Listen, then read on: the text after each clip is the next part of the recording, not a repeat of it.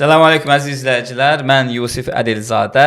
İlk öncə özümü tanıdım. Mən Yusif Ədilzadə, ailə münasibətləri üzrə ekspert, eyni zamanda təlimçi olaraq fəaliyyət göstərirəm. Həm də belə gözəl layihələrdə əlimdən gəldiyi qədər iştirak eləməyə çalışıram. Mən istəyirəm kitab və qonağımızı təqdim edeyim. Bugünkü kitabımız Sudanlı psixologiya sahəsində tanınmış psixoloq, tədqiqatçı professor Malik Bədrinin Peyğəmbərlərin həyatının emosional aspektləri, psixoloji düşüncələr kitabıdır. Qonağımız isə ailə və uşaq psixoloqu Şəhla Hilaldır. Xoş gəlmisiniz Şəhla xanım. Xoş gördük. Necəsiz? Sağ olun, siz necəsiz? Həmd olsun, təşəkkür edirəm. Bir daha ki, siz bizi qırmadınız, gəldiniz. Havalar birdən-birə çönsə də, soyuq olsa da, siz buradasınız. Mən təşəkkür edirəm sizə. Bu kitabın müzakirəsində məni layiq gördüyünüz üçün təşəkkür edirəm. Estağfurullah, siz layiqsiniz. Görək biz nə qədər layiq olacağıq inşallah. İnşallah birlikdə müzakirə eləyərik. İnşallah. Birlikdə bir nəticəyə gələrik.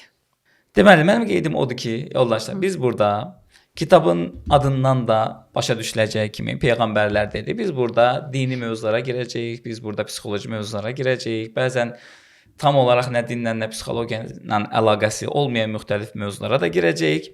Ancaq bunu bilməyinizi istəyirəm ki, bizim burada danışdığımız mövzular bizim şəxsi fikirlərimiz və həyat təcrübələrimizə əsaslanır. Hər hansı bir dini qaynaq yaxud da ki, psixoloji qaynaq təşkil etmir. Yəni bizim burada söylədiyimiz hər hansı bir dini fikir, dini hökm olaraq qəbul edilməməlidir. Psixologiya sahəsində söylədiyimiz fikirlər də psixoloji bir hökm olaraq qəbul edilməməlidir. Mən və mənimlə burada bərabər olan qonağımız danışacağımız mövzular bizim şəxsi bilik və həyat təcrübələrimizə əsaslanır. Eyni zamanda bütün bunları da kitabın və kitab daxilindəki fikirlərin, düşüncələrin, ilmi araşdırmaların ətrafında toplamağa çalışacağıq inşallah. Belə, başlayaq. Başlayaq Şəhla xanım? Başlayaq. Aha. Mən istəyirəm ki, siz bizə kitab haqqında ümumi bir məlumat verəsiniz ki, qısa bu kitab nəydən bəhs edir, içərisində biz nələr görə bilərik oxuduğumuz zaman və kitabı oxuyanlar nələr qazanacaqlar, kitabı oxumayanlar nəydən məhrum qalacaqlar? Çox gözəl yanaşmanız var. Ümumiyyətlə kitab peyğəmbərlərin emosional aspektləri, düşüncələri barədə, yəni Malik Bədrinin çox gözəl mövzulara toxunduğu bir, əhatə etdiyi bir, qələmə aldığı maraqlı bir kitabdır. Həqiqətən də oxucunun burada diqqətinə o qədər gözəl Peyğəmbərlərin həyatı ilə bağlı, emosional halları ilə bağlı o qədər gözəl nüanslara toxunur ki, yəni oxucu burada özünə o qədər gözəl bir dərs çıxarda bilər ki. Bu arada bu kitab nəinki, ümumiyyətlə çox asan bir dildə yazılan bir kitabdır. Yəni bütün oxucu kütləsini əhatə eləyir. Eyni zamanda mən çox məsləhət görərdim ki, bunu psixoloqlar da oxusun. Yəni psixologiya sahəsində təhsil alan tələbələr mütləq şəkildə bunu oxusun. Çünki fərqli bir yanaşma görəcəklər bu kitabda. Həqiqətən də İslam yönündə, yəni Malik Bədrinin İslam tərəfdən, İslam prizmasından bütün nəzəriyyələri, yəni araşdıraraq, tənqid edərək, yeri gələndə tədqiq edərək, yeri gələndə dəstəkləyərək, yəni bir pozisiyasını görürük bu kitabda. Yəni ona görə də hər kəsə yəni tövsiyə edirəm bu kitabı oxumağı. İndi bu kitab dini kitabdır. Əslində dini kitab deyil. Aha. Bu dini kitab deyil. Sadəcə Malik Bədrinin yanaşması İslam prizmasındandır. Ümumiyyətlə Malik Bədri İslam psixologiyası sahəsində öz sözünü demiş bir psixoloqdur, filosofdur, tədqiqatçıdır dediyiniz kimi. Yəni psixoloji nəzəriyyələrə İslam prizmasından baxan bir psixoloqdur. Şəhla xanım, təşəkkür edirik qısa məlumatdan ötürü. Mən bilmək istəyirəm ki, daha doğrusu istəyirəm ki, hər kəs də eşitsin ki, bir, peyğəmbərlər kimdir? İkincisi, emosiya deyərkən müəllif nəyə qəsd edir? Çünki biz öz aramızda söhbət edərkən siz emosiyalar, hisslər, bunlar arasındakı müəyyən fərqlərin falan olduğunu da bildirdiniz. Amma müəllif bilir ki, emosiyaları müəyyən hissələrə bölür. Müəllif üçün emosiya deyəndə biz nə başa düşməliyik? Müəllif kitabda emosiya deyəndə biz nə başa düşməliyik? Və peyğəmbərlər deyərkən, indi hər nə qədər əksəriyyət bilsə də qısa bir cümlə ilə də olsa keçək, peyğəmbərlər deyərkən kimləri qəsd edir? Ümumiyyətlə peyğəmbərlər deyərkən Allah tərəfindən seçilmiş, yəni müəyyən xüsusiyyətləri ilə, irsiyyətləri ilə, yaşayacağı mühitləri ilə, yəni seçilmiş bir insanlardır. Emosiyalar dedikdə Malik Bədri kitabında ümumiyyətlə emosiyaları gündəlik həyatda yaşadığımız emosiyaları 4 qrupa bölür. Birinci qrupda tez və ya qeyri-iradi olaraq verdiyimiz reaksiyalardır. Yəni bu anadan gəlmə, instinktiv olaraq, yəni bizim göstərdiyimiz reaksiyalardır. İkinci növ reaksiyalar isə xüsusi reaksiyalar, yəni situasiyalardan əmələ gələn bir reaksiyalardır ki, yəni bu zaman biz həmin situasiyalara öz iradi keyfiyyətlərimizi işə salaraq, onu kontrol edərək, orada bir növ məsuliyyət daşıyırıq ki, yəni bunu bizim demək beynimizdə ön frontal lob idarə eləyir. Yəni bilavasitə biz burada artıq situasiyalarda nəzarəti saxlamaq, özünü idarə etmək, yəni bu kimi aspektlərə toxunur. Üçüncü aspekt isə, yəni bu şeytanların, cinlərin, yəni bizə, yəni kitabda müəllifin qeyd elədiyi kimi, yəni bizə vəsvəsələrindən ibarət, bəli, nəfsimizin, yəni burada artıq oyadılışından, yəni söhbət gedir.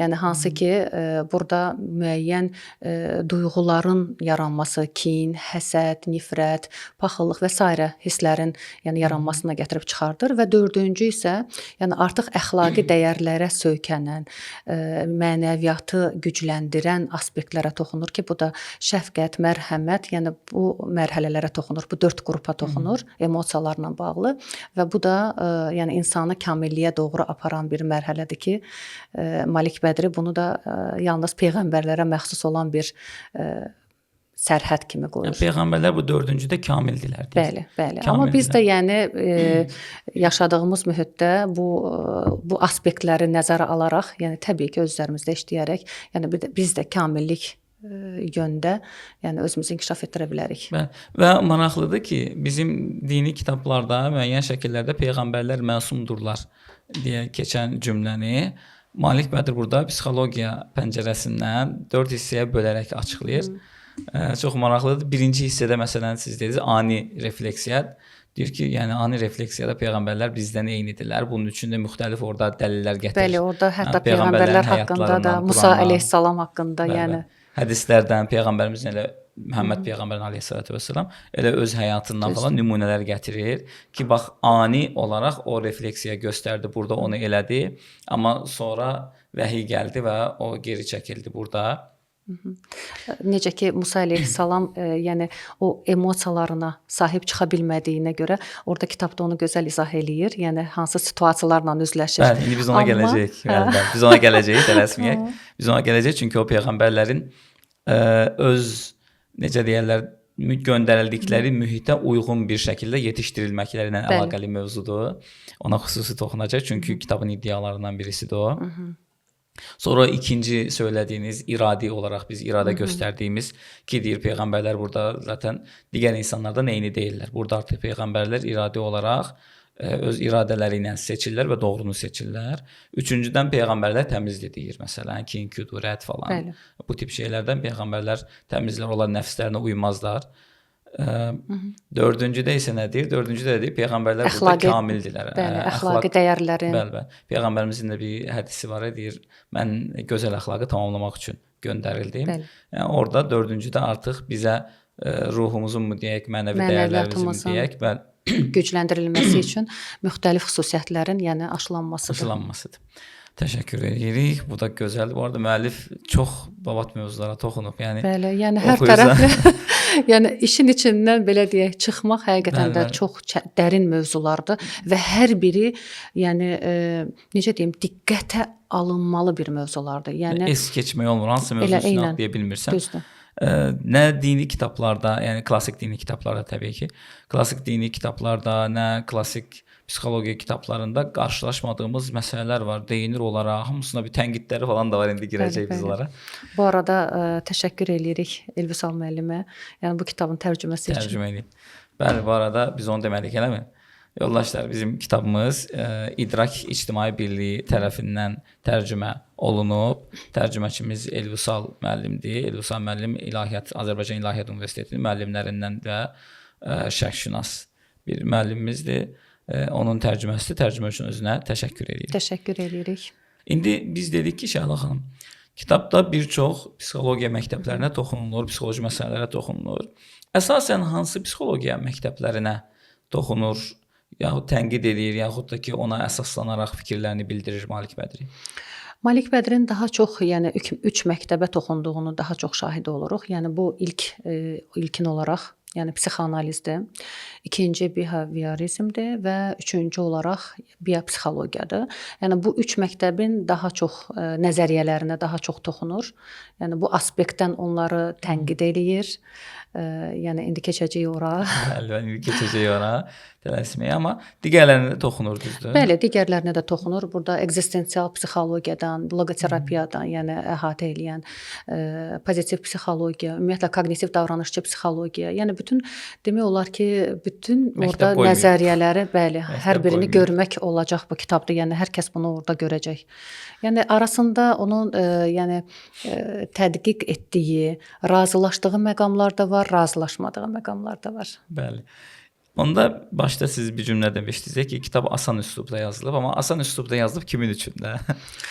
Əslində asan üslubda yazıldığı deyilir. Bəli, asan üslubda yazıldığı deyilir. Bütün oxucu kütləsinə nəzərən yazıldığı qeyd olunur. Amma mən deməzdim ki, bu kitab asan üslubda yazılıb. Bu kitab elmi araşdırmalı bir kitabdır, həqiqətən də. Yəni bu kitabı boş-boşuna sadəcə vərəqləyib oxumaq mümkün deyil. Yəni mən bir psixoloq olaraq bu kitabı sadəcə vərəqləyib oxuyub keçə bilmədim. Çünki hər bir cümlənin altında böyük bir nəzəriyyə, böyük bir tədqiqat işləri aparılır. Yəni inanın ki, bu kitabı oxuduqca, yəni bir növ mən neçə illərdir bitirmişəm psixologiyanı, amma yenidən sanki bir o universitet illərinə yenidən bir də bəzi məqamlar var idi. Hətta yadımdan çıxdığı məqamlar da var idi. Yenidən o məqamlara toxunuldu. Çünki hal-hazırda psixologiya sahəsində o qədər yeni terapiya metodları var, o qədər yeni nəzəriyyələr çıxır ki, yəni bəzən keçmişdə öyrəndiklərimiz bəzən yaddan çıxır və niyə yaddan çıxır? Çünki bu günləri istifadəsi o qədər də aktual deyil. Mən düşünürəm ki, müəllif biraz girişdə onları söyləyərək də kitabın adına da məsələn özü deyir. Kitabın adına da deyir, ona görə psixoloji düşüncələr qoydum ki, bilin ki, bu mənim öz şəxsi düşüncələrimdir, fikirlərimdir və araşdırmalarımdır. Bunları bir elmi məsələymiş, iddiaymış kimi qəbul eləməyin, amma hər nə qədər şəxsi desə belə çox ciddi elmi iddialar var orada. Bəli, araşdırmalar var, tədqiqatlara söykənən yəni iddiaları var. Bəli, yəni boş danışmır. Belə deyərsən ki, belə özüdür də oturub danışır. Yox, yəni söylədiyi hər fikrə dəlil gətirir belə sözün əsl mənasında. Və oxucuya bir növ seçim verir. Seçim verir. Yəni bunu oxuyan adamın başqa cür düşünməsi nə qədər mümkün? Çox ciddi iddia ilə verir. Yəni bunun başqası var, yəni deyir. İddiaların altında əslində yəni gerçək tədqiqatlara söykənəcək, həqiqətən də bu gün də, yəni biz bunun şahidi oluruq. Yəni zaten indi müzakirə əsasında bunlar çıxacaq ortaya və düşünürəm mən düşünürdüm ki, belə normal İslami mütaliəm var, yaxud da psixologiya mütaliəsi edirik də, oxuyuruq, yazırıq, özümüz sahənin içərisindəyik. Oxuduqca deyirsən ki, yəni çox fərqli baxışlar var, çox fərqli baxışlar var və indi yüngülcənə girəcək psixoanalizə görək nələr deyib. Gəlin girək, yəni biz məktəblər haqqında qısaca danışdıq. Gəlin psixoanalizə. O psixoanaliz ki, müəllif kitabında ilk səhifələrindən son səhifələrinə qədər ondan əl çəkmir. Onu bir növ sürütdür. Psixoanaliz bir nədir? Biz qısa bir şəkildə bilək ki, psixoanaliz nədir? Freud haqqında da qısaca bilə bilərik. Freud kimdir? Bir dənə bunun cavabını verək. Ondan sonra baxaq, müəllif psixoanaliz haqqında nələr deyir? Psixoanaliz dedikdə ümumiyyətlə ilk ağla gələn Sigmund Freuddir. Yəni bunun banisi Sigmund Freuddir. Və Freudun psixoanalitik nəzəriyyələrinə görə xüsusilə dini və insan psixologiyasına dair fikirləri ümumiyyətlə Malik Bədri qəbul etmir bunu. Niyə? Çünki Freud dini insanın nevrotik ehtiyaclarının məhsulu kimi görürdü. Və psixoloji problemlərin əsas səbəbini erkən uşaqlıq təcrübələrində və şuuraltı istəklərində axtarırdı. Bədrinin yanaşması isə, yəni bu aspektdən, yəni daha çox dini və İslami yöndə olduğu üçün, yəni onunla razılaşmırdı. Çünki Freyd mənəvi tərəflərə, yəni toxunmurdu, dediyim kimi, nevrotik ehtiyacların bir məhsulu kimi yanaşırdı və Bədrinin tənqidlərindən əsaslarından da biri odur ki, psixoanaliz insanı dar bir çərçivədə öyrənir. Yəni instinktiv bir çərçivədə öyrənir. Onun mənəvi tərəflərini öyrənmir. Ona görə də daha çox psixoanalizi tənqid eləyirdi. Psixoanaliz haqqında Şəhla xanım, bu Tarantın olsun, Koch olsun ki, hansı ki müəllif onlara istinad edib müəyyən iddialar ortaya qoyur. İndi çox geniş girməyək iddialar, amma qısaca üstündən keçək istəyirsinizsə. Eyni zamanda Ising var idi. Onlar haqqında, daha doğrusu onların Freyd və psixoanaliz haqqındakı iddiaları, tədqiqatları, bunlar haqqında bizim cəmiyyətimiz yaxud da ki Azərbaycandakı psixoloqlar, psixologiya sahəsi nələr bilir Nələr bilmir. Nələr bilmir olsun. Həm də bunlara nə qədər nə demişəm mən ona? Bunları nə qədər qəbul edir? Amerika Psixoloqları Assosiasiyası tərəfindən Boston Universitetinin professoru Zygmunt Koch, yəni bu işlə bağlı ona araşdırma təklif olunur. 100 il sonra. 100 il sonra, bəli. Və Zygmunt Koch belə bir araşdırmanın nəticəsində deyir ki, psixoanaliz psevdobiliklərdən başqa bir şey deyil. Yəni psevdobiliklərdən, yəni yalan, əslində bilik kimi görünən, elmi görünən, amma elmi araşdırması olmayan, bəli. Bəli, biliklərdən ibarətdir. Eyni zamanda bu tədqiqatdan sonra Elizabeth Tarantın da dediyiniz kimi, yəni onun da araşdırmalarında biz bunu görə bilirik ki, yəni o Freydi psixoanalizin nəzəriyyəsini irəli sürərkən xəstə idi, ağzında yarası olduğuna görə, yəni dərman qəbul edirdi və müəyyən müddətdən sonra kokain qəbul etdiyinə görə, o ağrılarını sakitləşdirməsinə görə psixoanalizi nəzəriyyəsini məhz kokain adı altında yazdığı. Yəni Tarantın ümumiyyətcə Freydi silib. Yəni Freyd bir xəstə idi. Və kitabında bunu qeyd eləyir. Kitabın adı belə gedir. Freyd və Kokain adlı kitabında, yəni bu tədqiqata toxunur və bu araşdırmanı orada qeyd eləyir. Bu birbaşa Freydi silməkdir ki, yəni bu adam onsuz da xəstədir və psixoanalizdə bir xəstəliyin məhsuludur kimi. Yəni Kochun tədqiqatını bir növ dəstəkləyir və nöqtəsini qoyur, belə deyək. İndi bu və bunun bənzəri bir çox müəllif var təbii burada, hamısını saya bilmərik. Bir neçəsinə Malik Bədri toxunur, özü də yandan kömək edir onlara. Biz Azərbaycanda nə qədər bilirik? İndi Azərbaycan deyirəm, məsələn Malik Bədri özü də söylüyor ki, psixoanaliz artıq qərbdə bir növ artıq dövr keçirib, inkişaf edib, müəyyən hissələrini kəsib buduyublar, müəyyən hissələrin üstünə qoyublar, istifadə də ediblər, atıblar da müəyyən qədər. Artıq əvvəlki dominantlığını saxlamır. Ancaq 3-cü dünya ölkələri deyə ifadə elədi, yəni artıq inkişaf etməkdə olan, inkişafdan geri qalmış ölkələrdə yenə də dominant olaraq psixoanaliz qaldığını söylüyor. Sizcə bu dominantlığın səbəbi nədir?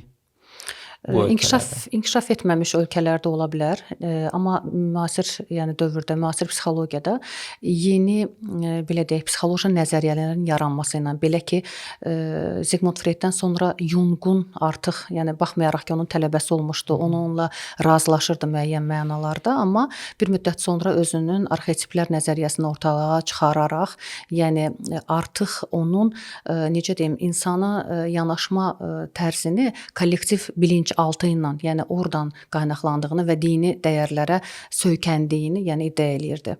Yəni onunla o tərəfdən razılaşmamışdı. Yəni şəxsiyyətin instinktiv Freyd oxuyuruq, Jung oxumuruq. Jungu da oxumaq lazımdır. Jungu da oxumaq lazımdır. Mütləq, oxumaq bunda lazımdır. Yəni belə bir təsir də ola bilərmi Şəhla xanım ki, biz geridən təqib edirik. Bizdə həmişə deyirlər Azərbaycanda, deyirlər ki, biz Türkiyəni bir 20 il geridən təqib edirik, 20-30 il. Həm Türkiyə, Avropanı 20-30 geridən təqib edir kimi bir söz var xalq arasında. Biz ola bilərmi ki, inkişaf etməkdə olan ölkələr olaraq geridən gəlirik. Ona görə də əzbərə gedirik. Məsələn, müəllif də açıqlama verərkən buna söylüyor ki, Ərəb ölkələrində geridən gedirlər. Ərəb ölkələrində artıq psixologiyanın ilkin klassik kitabları hələ də oxudulur və yeni kitablar oxudulmur. Çünki biz bilirik də psixologiya Avropada artıq inkişaf edib, Qərbdə inkişaf edib. Çünki tədqiqatlar da, yəni Bəli, bu bayaqdan saydığımız tədqiqatlar hamısı orada edilir də. Bilavasitə bu kitabların tərcümə olunması lazımdır. Mütləq. Bu kitablar da tərcümə olunmur, yaxud da ki, çox az sayda tərcümə olunur. İlkin tədqiqat olaraq, nə bilim, universitetdə oxudulsun və s. deyə tərcümə olunan və üzərində çalışılan əsərlər xaricində əsər tərcümə edilmir və müəlliflər də zəhmət çəkib, yaxud mütəxəssislər o tərəfə müraciət eləmirlər deyə sanki bir geridən təqib etmə durumu var. Siz nə düşünürsünüz? Dediklərinizlə razıyam. Çünki dediyiniz kimi orada qeyd etdiyiniz faktorlardan dolayısı ola bilər. Çünki hal-hazırda da yəni biz psixologiya sahəsində lazımi olan ədəbiyyatları başqa dillərdən daha çox oxuyuruq, nəinki öz dilimizdən. Təbii ki, yəni bu günləri bu kitab tərcümə olunmasaydı biz bu kitaba baş vura bilməyəcəkdik və burada yetəri qədər məlumatlar var. Yəni bəli, bu kitabın varlığından xəbər olmayanlar belə var. Yəni bu tip kitabların varlığından xəbər olmayan insanlar var. Və mən ara söz olaraq sözünüzə girirəm. Yəni burada şərt deyil ki də bunu oxuyan adam müsəlman olsun, yaxud bu sahədə bir mütəxəssis olsun. Məncə oxumaq lazımdır ki, dünya görüşümüz inkişaf eləsin. Yəni istəyirsən müsəlman ol, istəyirsən müsəlman olma, istəyirsən psixologiya sahəsi ilə maraqlı ol, yəni psixoloq ol, istəyirsən olma. Bir baxmaq lazımdır bu tip əsərlərə ki, dünya görüşümüz bir genişlənsin, fərqli fikirləri bir görək, düşünək biraz. Bəli, bir də Yusuf müəllim, onu da qeyd etmək istəyirəm ki, Malik Bədrinin bu tək kitabı deyil, digər başqa bir kitabı da var. Təfəkkür adlı bir kitabdır. O da tərcümə olunub. Tərcümə olunub, bəli. İdrakdan qavrayışa doğru. Təfəkkür, idrakdan da qavrayışa doğru çox möhtəşəm bir kitabdır. Yəni o kitab da çox maraqlı. Yəni hansı ki öz ilkin mütaliələrini orada qeyd edib. Bəli. O kitab da yenə İdrak İctimai Birliyinin təşəbbüsü ilə ərsəyə gəlib tərcümə edilib. İnşallah bir gün o kitabı da burada müzakirə edərik. O da çox, yəni asan kitab deyil. Baxmayaraq asan dildə deyilir, yazılıb, amma yəni maraqlı kitabdır. Əslində hər iki kitab düşündürücü kitabdır. İnsanı zaten kitabın da yəni düşündürür. O qədər düşündürür ki, hətta deyərdim. Bu arada bayaqları biz danışdıq psixanalizlə bağlı. Mən yadıma düşdü ki, kitabda müəllif Ayzinglə də bağlı bir araşdırmanı göstərir psixanalizlə bağlı. Mən bu məlumatı kitabdan oxumaq istəyirəm. Deməli, Ayzingin psixanaliz müalicə kursu keçmiş xəstələrlə ümumiyyətlə müalicə almamış xəstələri müqayisə etdikdə görmüşdü ki, müalicə olunmamış xəstələrin 72%-nin vəziyyəti eksperimentlərin 1 il sonra yaxşılaşdığı halda psixanaliz müalicəsi kursu keçmiş xəstələr arasında bu rəqəm 44-dür. Sağaldacağım, qaş düzəldərkən gözləşir. Bu eksperiment psixanaliz üçün zəlzələ effekti yaratmışdı. Ən azından məlum olmuşdu ki, psixanaliz psixoloji terapiya üsulu kimi faydasızdır. Yəni bu Ayzingin gəldiyi nəticədir. Eləcə də sonralar aparılmış digər araşdırmalarda göstərmişdi ki, psixanaliz müalicə kursu keçmiş bəzi xəstələrin vəziyyəti daha da ağırlaşıb. Gerisi kitabı oxuyanlara. Aha. Gəlin biraz toparlayaq. Biz indiyə qədər kitabın ümumi nədən bəhs etdiyinə danışdıq, emosiyalardan danışdıq. Daha sonra hansı məktəblərdən kitab bəhs edir, onlara biraz toxunduq. Son olaraq psixoanalizə girdik. Psixoanaliz nə idi, Freud kim idi? Psixoanaliz və Freud haqqındakı tənqidlər və müəllifin də o tənqidlərə dəstəyi haqqında qısaca danışdıq. Və eyni zamanda dedik ki, istər Azərbaycan olsun, istər digər inkişaf etməkdə olan ölkələr olsun, hal-hazırda bizdə biraz psixoanaliz dominantlıq eləyir. Freud deyəndə, psixoanaliz deyəndə bütün qapılar açılır, bir səssizlik bürüyür. Keçən səfər Freudlə əlaqəli bir şey paylaşmışdım. Elə deyəsən bu kitabdan idi, xatırlamıram. Instagramda paylaşım eləmişdim. Psixologiya oxuyan bir yoldaş tələbə yazmışdı ki, bəs indi Freud də öz zamanına görə araşdırmalar eləyib və bir nəticəyə gəlib. Bəli. Yəni bir şey keçdi. Freud müdafiəsi qalxanını aldı və uzun yazı yazmışdı. Təbii ki, psixologiya sahəsinə verdiyi töhfələri də olub müəyyən məqamda, amma İstər-istəməz, yəni istər Freudin özü olsun, Adlerə və digərlərinə reaksiya olaraq ortaya qoyur psixoanalizi Psixoanalizdən sonra gələnlər də psixoanalizə reaksiya olaraq bir şeylər ortaya qoyurlar və nəticədə bugünkü psixologiya əmələ gəlir. Yəni biz deyə bilmərik ki, burada hər halda indi siz də fikrinizi bildirəsiniz. Biz deyə bilmərik ki, Freud gəldi, cəfəngiyatları uydurdu və çıxdı, getdi. Tamam. 10 dənə iddia qoyub, məsəl üçün deyək ki, lap 8 dənəsi bu iddialardan çürükdür. Ancaq hər halükarda bu ortaya qoyduğu 8 çürük iddia özündən sonra gələnləri məcbur edib ki, o 8 dənənin daha doğru versiyasını ortaya qoysunlar və digər 2 doğru iddia üzərinə də daha inkişaf eləsinlər. Bu arada behaviorizmçilər, yəni behavioristlər, yəni Freudun psixoanalizini onlar da tənqid edərək özlərinin davranışçı kognitiv davranışçı terapiya ilə, yəni müəyyən mərhələləri ilə psixoanalizə qarşı olan belə necə deyim, qarşı durmaları var. Niyə? Məsələn, psixoanalizdə deyək ki, Freudun əsaslandırdığı məsələlərdən mən hamısını indi bir nüans deyəcəm, bir misal kimi. Məsələn, hündürlük qorxusunu hər bir şeyi ümumiyyətlə gətirir, yəni seksual məsələlərə çıxartdığına görə. Amma məsələn təsirində ola bilər. Amma behavioristlər isə yəni bunun əksinə iddia edirlər ki, yəni hündürlük qorxusu olan insanı tədricən, yəni şuurunda bir dəyişikliklər, inancında bir dəyişikliklər yaradaraq, yəni onu həmin o mərhələyə, yəni hündürlükdən qorxmamağa, yəni gətirib çıxarda bilər müəyyən inanclarla, düşüncələri ilə, yəni düşüncəni daha çox, yəni əsaslandıraraq düşüncə tərəfindən. Ümumiyyətcə bu insan bir kompleksdir. Yəni biz istər kitabın içərisində mövzuya toxunur deyə xatırlayıram. İnsan bir kompleksdir, bir bütündən ibarətdir. İnsanda ağıl var, beyin var, hisslər, duyğular var, bizim biologiyamız var. Və hər nə qədər psixologiya mənası ruh elmi demək olsa da, psixologiyanın maraqlanmadığı ruhumuz var. Mənəvi. Bəli, mənəvi tərəfimiz var. Və biz bundan hər hansı birini götürüb əsas alıb digərlərini göz ardı elədiyimiz zaman biz insanı düzgün bir şəkildə dəyərləndirə bilmirik. Zaten istər müasir psixologiyanın olsun, istər indiyə qədər Freudin və digərlərinin də elədiyi əsas xəta olsun, bu insanı bir kompleksi varlıq olaraq dəyərləndirməməkdir başlıca.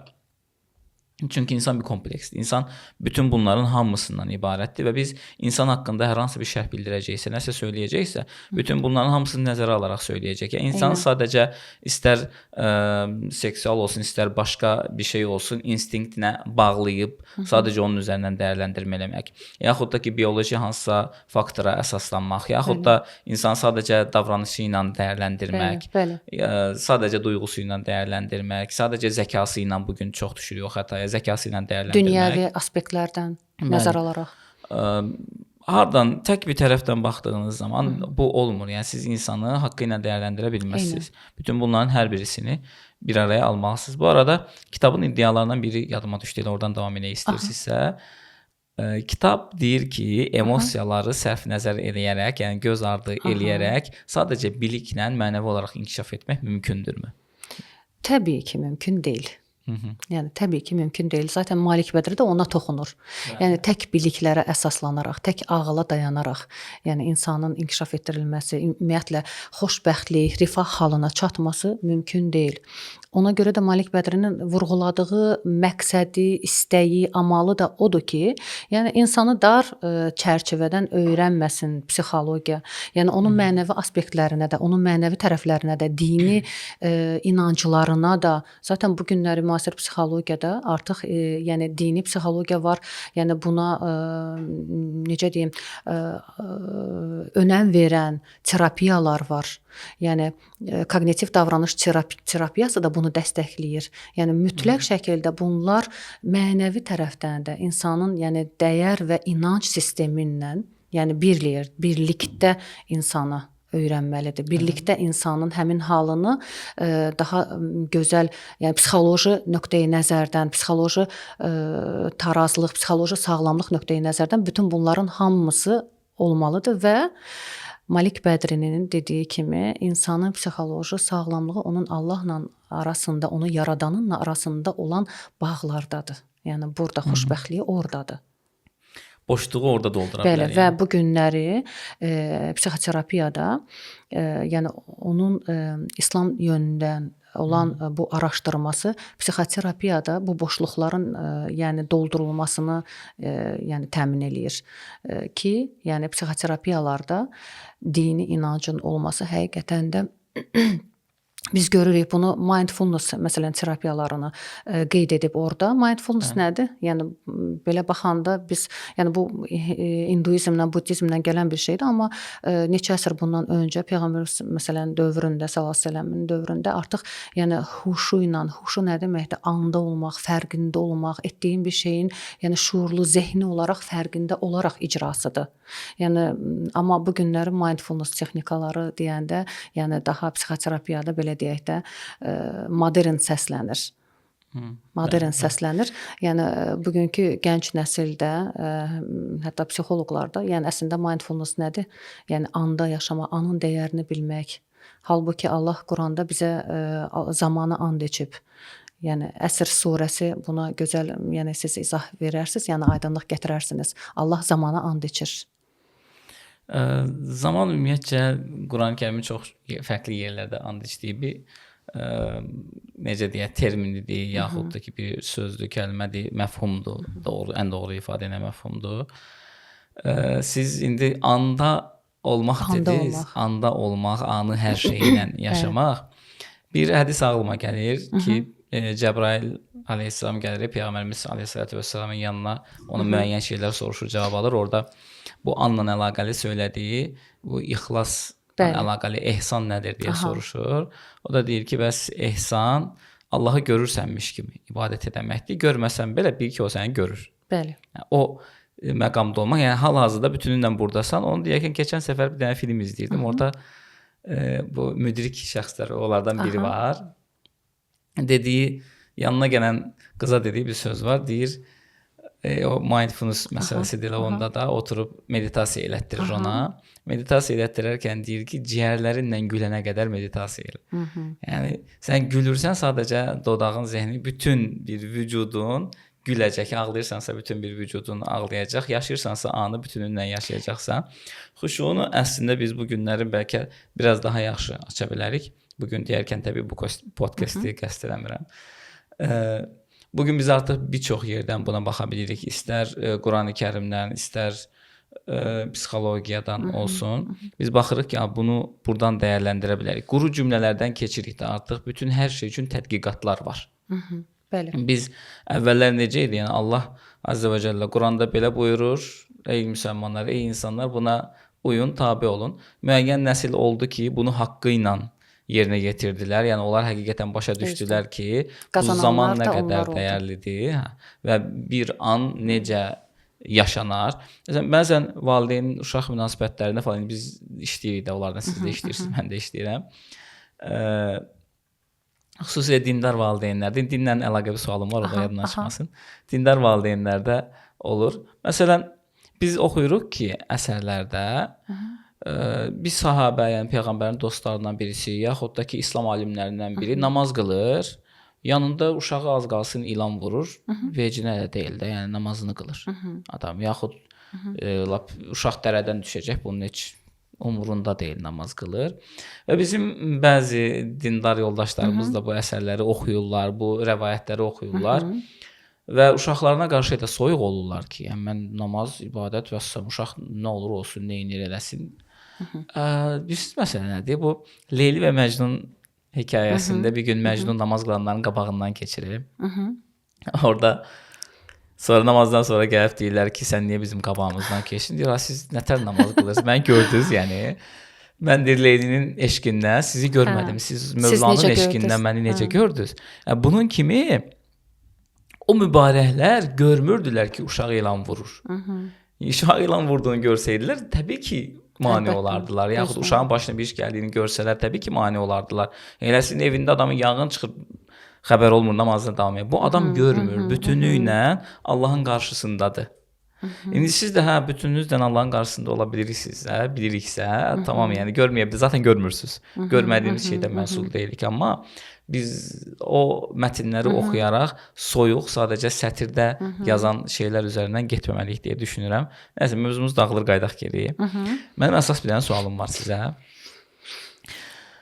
Müəllif kitabın ilk səhifələrində deyir ki, onun da yanıqlı yerlərindən birisidir. Mən deyir ilk dəfə bu mövzuları danışanda məni topa tutdular. Universitetdə, bəli, onu məni topa qınaq tutdular. atəşinə tutdular. Bəli, Yəni bəli. iş yoldaşları, professorlar tərəfindən, yəni heç qəbullanmadılar. Amma Sual budur sonra ki, və sonrası indi biz artıq onun kitabını müzakirə edirik. Ki hal-hazırda da biz bu problemi yaşayırıq da. İndi biz danışırıq, görə podkastın altına nələr yazacaqlar. Bu dinlə psixologiyanın yola getməmə səbəbi bu gün nədir? Ya da həqiqətən din və psixologiya yola getmirmi? Yəni yola getməyən din və psixologiyadır, yoxsa dindarlar və psixoloqlardır? Biz müşahidə edirik. Psixoloq dindar görəndə üzünü çevirir, dindar psixoloq görəndə üzünü çevirir. Hətta psixoloqa gedən dəli adlandırırlar. Ya da gedirsən bir müsəlman alim deməyim də indi tam olaraq mən alim deyə bilmirəm. Müsəlman deyə bildiyin, tanıdığın insanların yanına psixoloqdan bəhs edən kimi deyirlər ki, sənin imanın varsa nə psixoloq. Bir çəkişmə var. Yəni görünən, hətta mən görünməz deməzdim, görünən bir çəkişmə var. Çünki dindarların yanına getdiyiniz zaman psixoloqları pis deyirlər, psixoloqların yanına getdiyiniz zaman dindarları pis deyirlər. Bunun qızıl ortası varmı, olmalıdırmı? Bunun səbəbi nədir? mütləq qızıl ortası olmalıdır, mütləq. Yəni bu günləri psixologiya artıq bir elm kimi formalaşır. Biz bunu dana bilmərik. Amma psixologiya, yəni İslam prizmasından, İslam çərçivəsindən olarsa, yəni həqiqətən də çox gözəl, möhtəşəm effektlər verir. Ona görə də bu günləri Malik Bədrinin zaten yönləndirdiyi, onun istəyi də o idi ki, yəni bu günləri yəni psixoterapiyada İslam yönlü psixoterapiya, yəni Quranın ayələrinlə terapiya üsulu, yəni o qədər insana rahatlıq verir. O qədər araşdırma olub. Əslində bu yöndə araşdırmalar çox olubdu. Biz məsələn Quranda hətta ayələrə baxanda orada belə peyğəmbərlərin emosional halları, yəni bunlar hamısı psixoloji səbəblər deyilmi? Yəni necə bir-birindən yola getməyə bilər? Psixologiya İslamın elə özüdür. İslam da elə psixologiyanın özüdür. Yəni belə deyək, tərkib olaraq baxın, psixologiya nədir? İnsanın təbiətini, davranışını, idraki xüsusiyyətlərini, psixoloji prosesləri öyrənən bir elmdir. Biz tək ruh deyərək bunun üstündən keçmirik ki. Zaten ruh öyrənmir. Bəli, yəni ruh deyərkən mənəvi hal belə deyək də, mənəvi halına başa düşək. Amma diqqət, hafizə, qavrayış, yəni təxəyyül, təsəvvür, təfəkkür, bütün bunların hamısını psixologiya öyrənir, düzdürmü? Bütün bunların hamısı İslamda, yəni Quranda var. Allah bütün ayələrində insana nəyi aşılayır? Bir düşünməzmisiniz, təfəkkür etməzmisiniz? Yəni bütün ayələr əslində insanı düşünməyə, təfəkkür etməyə çağırmır. Bütün psixoloji prosesi oyanışdır da bu. Yəni bir insan təfəkkür etdiyində düşünün ki, onun bütün yəni qavrayış sistemi, diqqət, hafizə, yəni insan necə təfəkkür edə bilər? Təfəkkür elə belə bir şey deyil ki. Yəni bu bütün psixoloji prosesdir. Yəni bunun içində bütün psixoloji proses rol oynayır. Gəlincə emosional hallara, peyğəmbərlərin yaşadıkları çətinliklər, onların sinə gərdikləri, düşdükləri çətin vəziyyətlər, məşəqqətli həyatlarını biz görəndə, məsələn, bu psixologiyada reziliensiya ilə, yəni reziliensiya nəzəriyyəsi ilə üst-üstə düşür. Yəni baxırsan ki, yəni orada nədir? Dözümlülük. Nəyin hesabına orada dözdülər? Nəyin hesabına dözdülər? Daxili inanclarının hesabına. Yəni bu insana bir güc verir.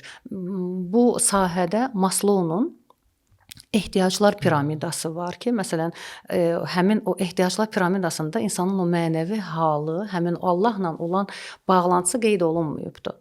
Malik Bədrinin də qeyd etdiyi şey, yəni psixoloqların o tərəflərində ki, yəni insanı mənəvi tərəfindən də öyrənin. Mənəvi tərəfini kəsib qırağa qoymaqla, yəni effekt almayacaqsınız. Yəni bunu iddia eləyir. Və həqiqətən də yəni bu belədir. Bu gün günümüzdə məsələn bayaqları mindfulness-a toxunduq. Yəni mən istəmirəm bunun üzərində çox qalmaq. Amma yəni bütün o meditasiyaların kökü nədir? İnsanın özünə, özünü aktualizasiyasına, özünə qayıdışıdır da, düzdürmü? Bu arada loqoterapiyanın banisi Viktor Frankldır.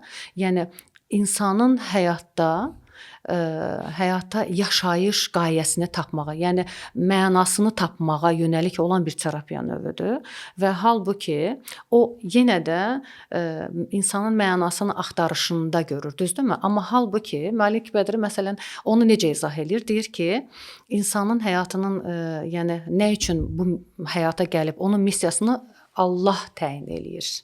Allah təyin eləyir. Daha üst bir qüvvə təyin edir. Bəli. Yəni burada bunu deyir qeydə al. Məsələn onu inkar etmir, amma deyir ki, yanında bunu da nəzərə al. Yəni bu tərəflərinə vurğulayır və biz həqiqətən də, yəni bütün bunları öyrənmək üçün, bir insanın psixoloji halını dəyərləndirmək üçün bütün bu biliklərin hər birinə yiyələnməsi lazımdır bir psixoloqun. Biz bu günləri müasir dövrdə, yəni psixologiyanı inkar eləyə bilmərik.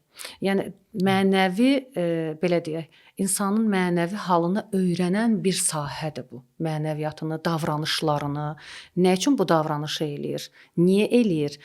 Bu arada məsələn bastırılmış duyğuları ola bilər, hansı ki biz bayaqlar müəyyən tərəfdən onu inkar etsək də, amma yaşanılan bir deyək ki, travmaların insanın şuurunda, şuur altında bastırıldığından, yəni psixosomatik xəstəliklərin bu günləri daha çox aktual görə bilirik. Bəli, hansı ki bu daha əvvəllər qəbul olunmurdu. Bəli, psixosomatik xəstəliklər qəbul olunmurdu, amma bu gün məcbur qəbul edirlər. Bu arada İbn Sina buna toxunmuşdu. Toxunub. Bəli, illər, yəni neçə əsr bundan öncə İbn Sina toxunubdu. Yəni kin, kudurət, qaraciyərin, yəni o daha çox narahatçılıq olan tərəflərindən biridir. Bu arada mənim yadıma düşmüşkən, hətta Yaqub əleyhissalamın gözlərinin tutulmasında baxın, çox maraqlı bir araşdırma eləmiş bir alim var, ərəb alimi də, adını yəni deyə bilməyəcəm, amma belə bir alim araşdırmışdı ki, Qurana istinad edərək ki, orada Yaqub əleyhissalamın gözlərinin açılmasına nədən olan şey nə idi? Yusuf əleyhissalamın qanlı köynəyi idimi? Tamam, onda qanın tərkibini araşdırmışdı. Yox, o deyil. Köynəyin tərkibi nədən idi? Yəni həmin o deyək ki, o materialla bağlı, parçanın xüsusiyyəti ilə bağlı araşdırma o da deyil və belə qənaətə gəlmişdi ki, o Yusuf əleyhissalam nəyində olduğu üçün, o yəni onun tərinin, bəli, tərlə bağlı olan bir araşdırma idi ki və həmin ərəb alimi yəni bir dərman icad eləmişdi katarakta ilə bağlı. Ki insan təri kataraktanın müalicəsində istifadə edilə bilər. Bu arada bunu həyatda tətbiq edən insanlar var və doğrudan da ki, mən özüm tətbiq etməmişəm, bilmirəm ətrafımda, amma tanış insanlar var ki, həqiqətən də yəni tər paltarının tərindən gözünü silməklə gözünün yəni 10 il müddətində daha nurlanmasının şahidi olan insanlar var. Bunu tətbiq edən insanlar var, bəli. Tanıdığım insandır, bəli. Yəni bu həmin orada Yaqub əleyhissalamın gözünün tutulması psixosomatik ola bilər. Yəni o da ola bilər. Ola bilər. Görmək istəmədiyi hadisələrin, yəni göz vasitəsilə, ümumiyyətlə psixoloji yaşanan travmalar, yəni psixosomatik xəstəliklərlə, yəni bu günləri özünü ola bilər. Yaqub əleyhissalamın orada istər çoxlu ağlamağı olsun, bəli, duygusal keçirdiyi vəziyyətlər olsun, ola bilər. İndi biz o mövzulara çox girmirik. Kitab peyğəmbərləri bir neçə hissəyə ayırır. Onlardan bəzilərinin bu kimi duyğulara düşə biləcəyini, bəzilərinin düşə bilməyəcəyini, səviyyə fərqləri olduğunu aralarında falan açıqlayır, biz oralara girməyək. Mən bu mövzuya bir dənə də siz indi necə ortasını tapmalıyıq haqqında biraz danışdınız. Mən də istəyirəm səbəbləri haqqında öz fikirlərimi bölüşüm. Mən şəxsi mütaliəm nəticəsi mən deyə bilərəm ki, məsələn, psixologiya harda inkişaf elədi? Qərbdə inkişaf elədi və Qərbdə dominant din nə idi? Xristianlıq idi. Son dönəmin dominant dini Qərbdə xristianlıq idi. Və psixologiyaya gələrək xristianlığın bir növ yerinə keçdi. Hətta kitabda çox sevdiyim bir cümlə var. Orada deyir ki, psixologiya artıq din yerinə keçdi. Əvəz oldu. Kilsələri artıq əvəz etdi. Kilsələri əvəz elədi və psixoloqlar da keşişlər yerinə keçdilər deyir. Bu müəllifin özünün də sözü deyil. Avropada edilmiş bir araşdırma üzərinə bunu söyləyir. İstəyənlər kitaba müraciət edə bilərlər bunun üçün. Mən də onu görürəm. Məsələn, ilahiyyat məktəblərində oxudulan din psixologiyası da var. Din psixologiyası hardan yaranır? Yəni din psixologiyası deyərkən orada din kəlməsi İslam deyil. Biz müsəlman aləmində yaşayırıq. Bizim cəmiyyətimizdə əsasən İslam dominantdır və psixologiya kitablarında söylənən din kəlməsi, bu mənim fikrimdir təbii ki, İslam deyil. Əlbəttə. Psixologiya kitablarında keçən din kəlməsi əsasən xristianlığı qəsd edir. Bunun xaricində digər dinlər də qəsd oluna bilər, o qəsd oluna bilər, amma əsasında qəsd etdiyi xristianlıqdır. Çünki tezis ortaya qoyduğu iddialar xristianlığın iddialarıdır. Yəni İslamın iddiaları deyil ki, psixologiya hal-hazırda İslamın hər hansı bir iddiasına antitezis qoya biləcək vəziyyətdə deyil ki, biz görürük ki, əksinə İslamın tezislərini isbat eləyə gedir. İslamın çox sevdiyim bir xüsusiyyəti var ki, bu bir qaydadır, mənim qaydamdır bu arada. İslamda ağlın qəbul edə bilməyəcəyi şeylər var. Əlbəttə. Amma ağla zidd heç bir şey yoxdur. Yəni ola bilər ki, biz bu günlərim nəyisə isbat edə bilmirik, nəyisə əlaqəli fikrimiz yoxdur. Elə ağlın özü. Elə ağlın özü. İndi kimlərsə prosesi, beyni falan danışıb bizə ağıl deyəcək, amma bu ağıl deyil də. Bu arada bu onun haqqında da kitabda var. Kitab balaca şeydir, amma içində hər şey var. Zaten bu günləri şuuraltının belə yeri məlum deyil hardadır. Yəni onu da belə sübut edir. Mənəvi deyirik, ruh deyirik. Bəli. Ruh, hanı ruh? Eynən. Yəni maqnit məsəl tomografiyası zamanı, yəni şuuraltı deyilən bir yer yoxdur. Bəziləri limbik sistem olaraq götürsə də, amma beyində bəli, müəyyən biz bilirik də hormonlar var, müəyyən hissəciklər var ki, buralar zədələnəndə, bu hormonlar pozulanda, bəli, bizim istər şuur altındakı məlumatlarımız bir-birinə qarışa bilir, hafizəmiz qarışa bilir, hətta şuurumuz itə bilir və s. Bəli, amma bütün bunlar hormonal pozukluqlardır və bir prosesi göstərir. Bunun əslində nə olduğunu bizə göstərmir. Və biz bütün bunların hamısının yerində olduğu halda özünü tamamlanmış hiss etməyən insanlar da bilirik ki, insan maddi olaraq hər şey yerindədir, psixoloji olaraq hər şey yerindədir, həyat güllük gülistanlıqdır, amma nə deyə bu boşluq içimdə deyə suallar var. Ona görə də natamamlıq var şəxsiyyət. Və bütün bunlar başda söylədiyimiz kompleksə biz ora qayıtmalıyıq. İnsan bir kompleks və bütününü tamamlamalıdır. Xülasə, psixologiya və dinin savaşı mənə elə gəlir ki, elə qərbdən bizə savaş olaraq keçmiş bir şeydir və hər iki tərəfin bir-birindən xəbərinin olmamağı ilə əlaqəli bir şeydir. İstər müsəlmanlar olsun, istər psixoloqlar olsun, müsəlmanlar baxmalıdırlar ki, İslam nədir, nə deyir, nə istəyir bizdən. Ümumi istər qəbul etsinlər, istər etməsinlər. Yəni biz burada demirik ki, gəlin müsəlman olun. Olsanız nə gözəl təbii. Amma baxmaq lazımdır. Əgər biz bir cəmiyyətdə yaşayırıqsa, o cəmiyyətin dəyərləri ilə tanış olmalıyıq və o dəyərlərin bizə təqdim etdiyi iddialarla tanış olmalıyıq. Eyni zamanda da bir insan bilmədiyi şeyin düşmanıdır. İnsan cahil olduğu şeyin düşmanıdır deyə çox gözəl bir söz var. İnsan bilmədiyi şeyin cahilidir, düşmanıdır. Bilavasitə psixologiyanı bilməyən, psixologiyanın əslində funksiyasını bilməyən müsəlmanlar da onunla tanış olmalıdırlar ki, bu nə işə yarayır, nə üçün var və əslində bu həqiqətən dinə ziddi yoxsa deyil, bu biraz baxılması gərəkən bir mövzudur. Dediyinizə qüvvət olaraq bir məqam yadıma düşdü. Bugün Harvard Universitetinin bir tədqiqatı ilə bağlı mənim həmişə çox sevdiyim bir tapşırıqdır. Yəni danışanlarıma şükür tapşırığı ilə bağlı hər zaman bu tapşırığı verirəm. Yəni Harvard Universitetinin araşdırmasıdır bu ki, yəni hər gün 3 müsbət, daha doğrusu şükürlə bağlı, təşəkkürlə, minnətdarlıqla bağlı maddə yazacaqlar. Düzü mən bunu artırmışam, 10 eləmişəm. Yəni daha effektiv olsun deyə. Yəni pozitiv psixoterapiyanın yəni təməl tapşırıqlarından belə biridir deyə bilərəm. Amma bu gün yəni əslində Quranda Allahın bizə ötürdüyü ayədə mesajda nə deyir? Yəni mənim nemətlərimə şükür edin ki, sizə verdiyim nemətləri daha da sayını artırım. Yəni əslində onlar məlumatlıdırlar. Mən deməzdim xəbərləri yoxdur. Məlumatlıdırlar, çox gözəl məlumatlıdırlar. Başqa pəncərədən Şəhla xanım, biz coaching oxuyanda da müəyyən məsələlər olurdu. Adama gülməli gəlirdi və mən onlara geri dönüşlər verirdim. Məsələn, son dönəmdə psixologiya məşhurdur. Son 2 əsrlik falan yaşı var psixologiyanın. Çox bu ayın aparsa 3 əsr. Son əsrlərdə çıxırlar, müəyyən şeylər özləri araşdırırlar, müəyyən şeylər qaynaqlardan baxırlar, faydalanırlar, hətta İslamdan da faydalanırlar falan.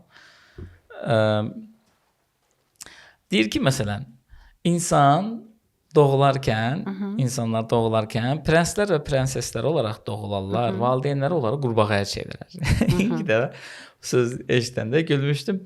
Çünki bu 2 əsr əvvəl söylənən bir Bəli, amma sözdür. bizdə necə? Və Peyğəmbərimizin 14 əsr bundan qabaq söylədiyi bir söz var ki, insanlar fitrət üzrə sağlam bir şəkildə İslam üzərində doğulanlar və valideynləri onu xristianlaşdırar, yəhudiləşdirər.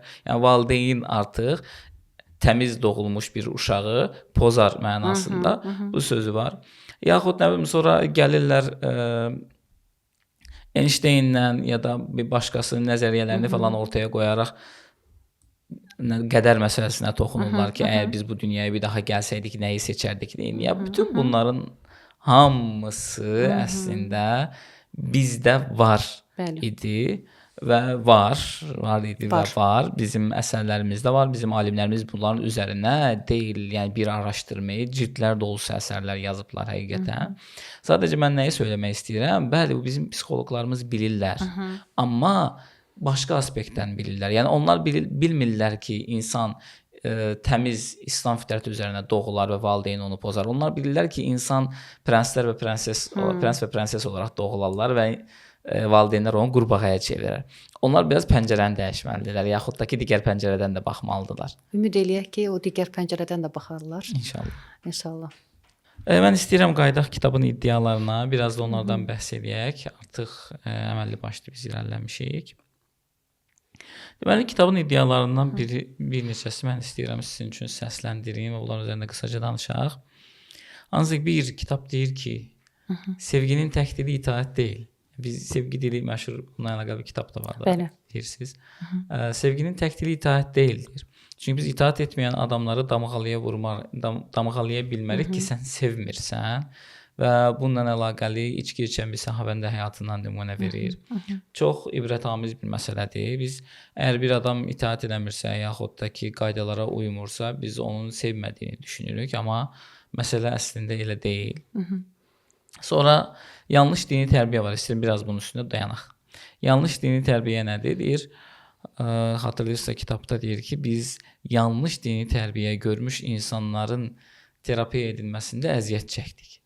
Bu adamlar Allahı həmişə qurudan, yandıran, daşa döndürən, cəzalandıran olaraq gördüklərinə görə bu adamlara ümid vermək üçün biz xüsusi texnologiyalardan, texnikalardan istifadə elədik. İnanc sistemində, yəni buna türklər məsələn şemalar deyirlər.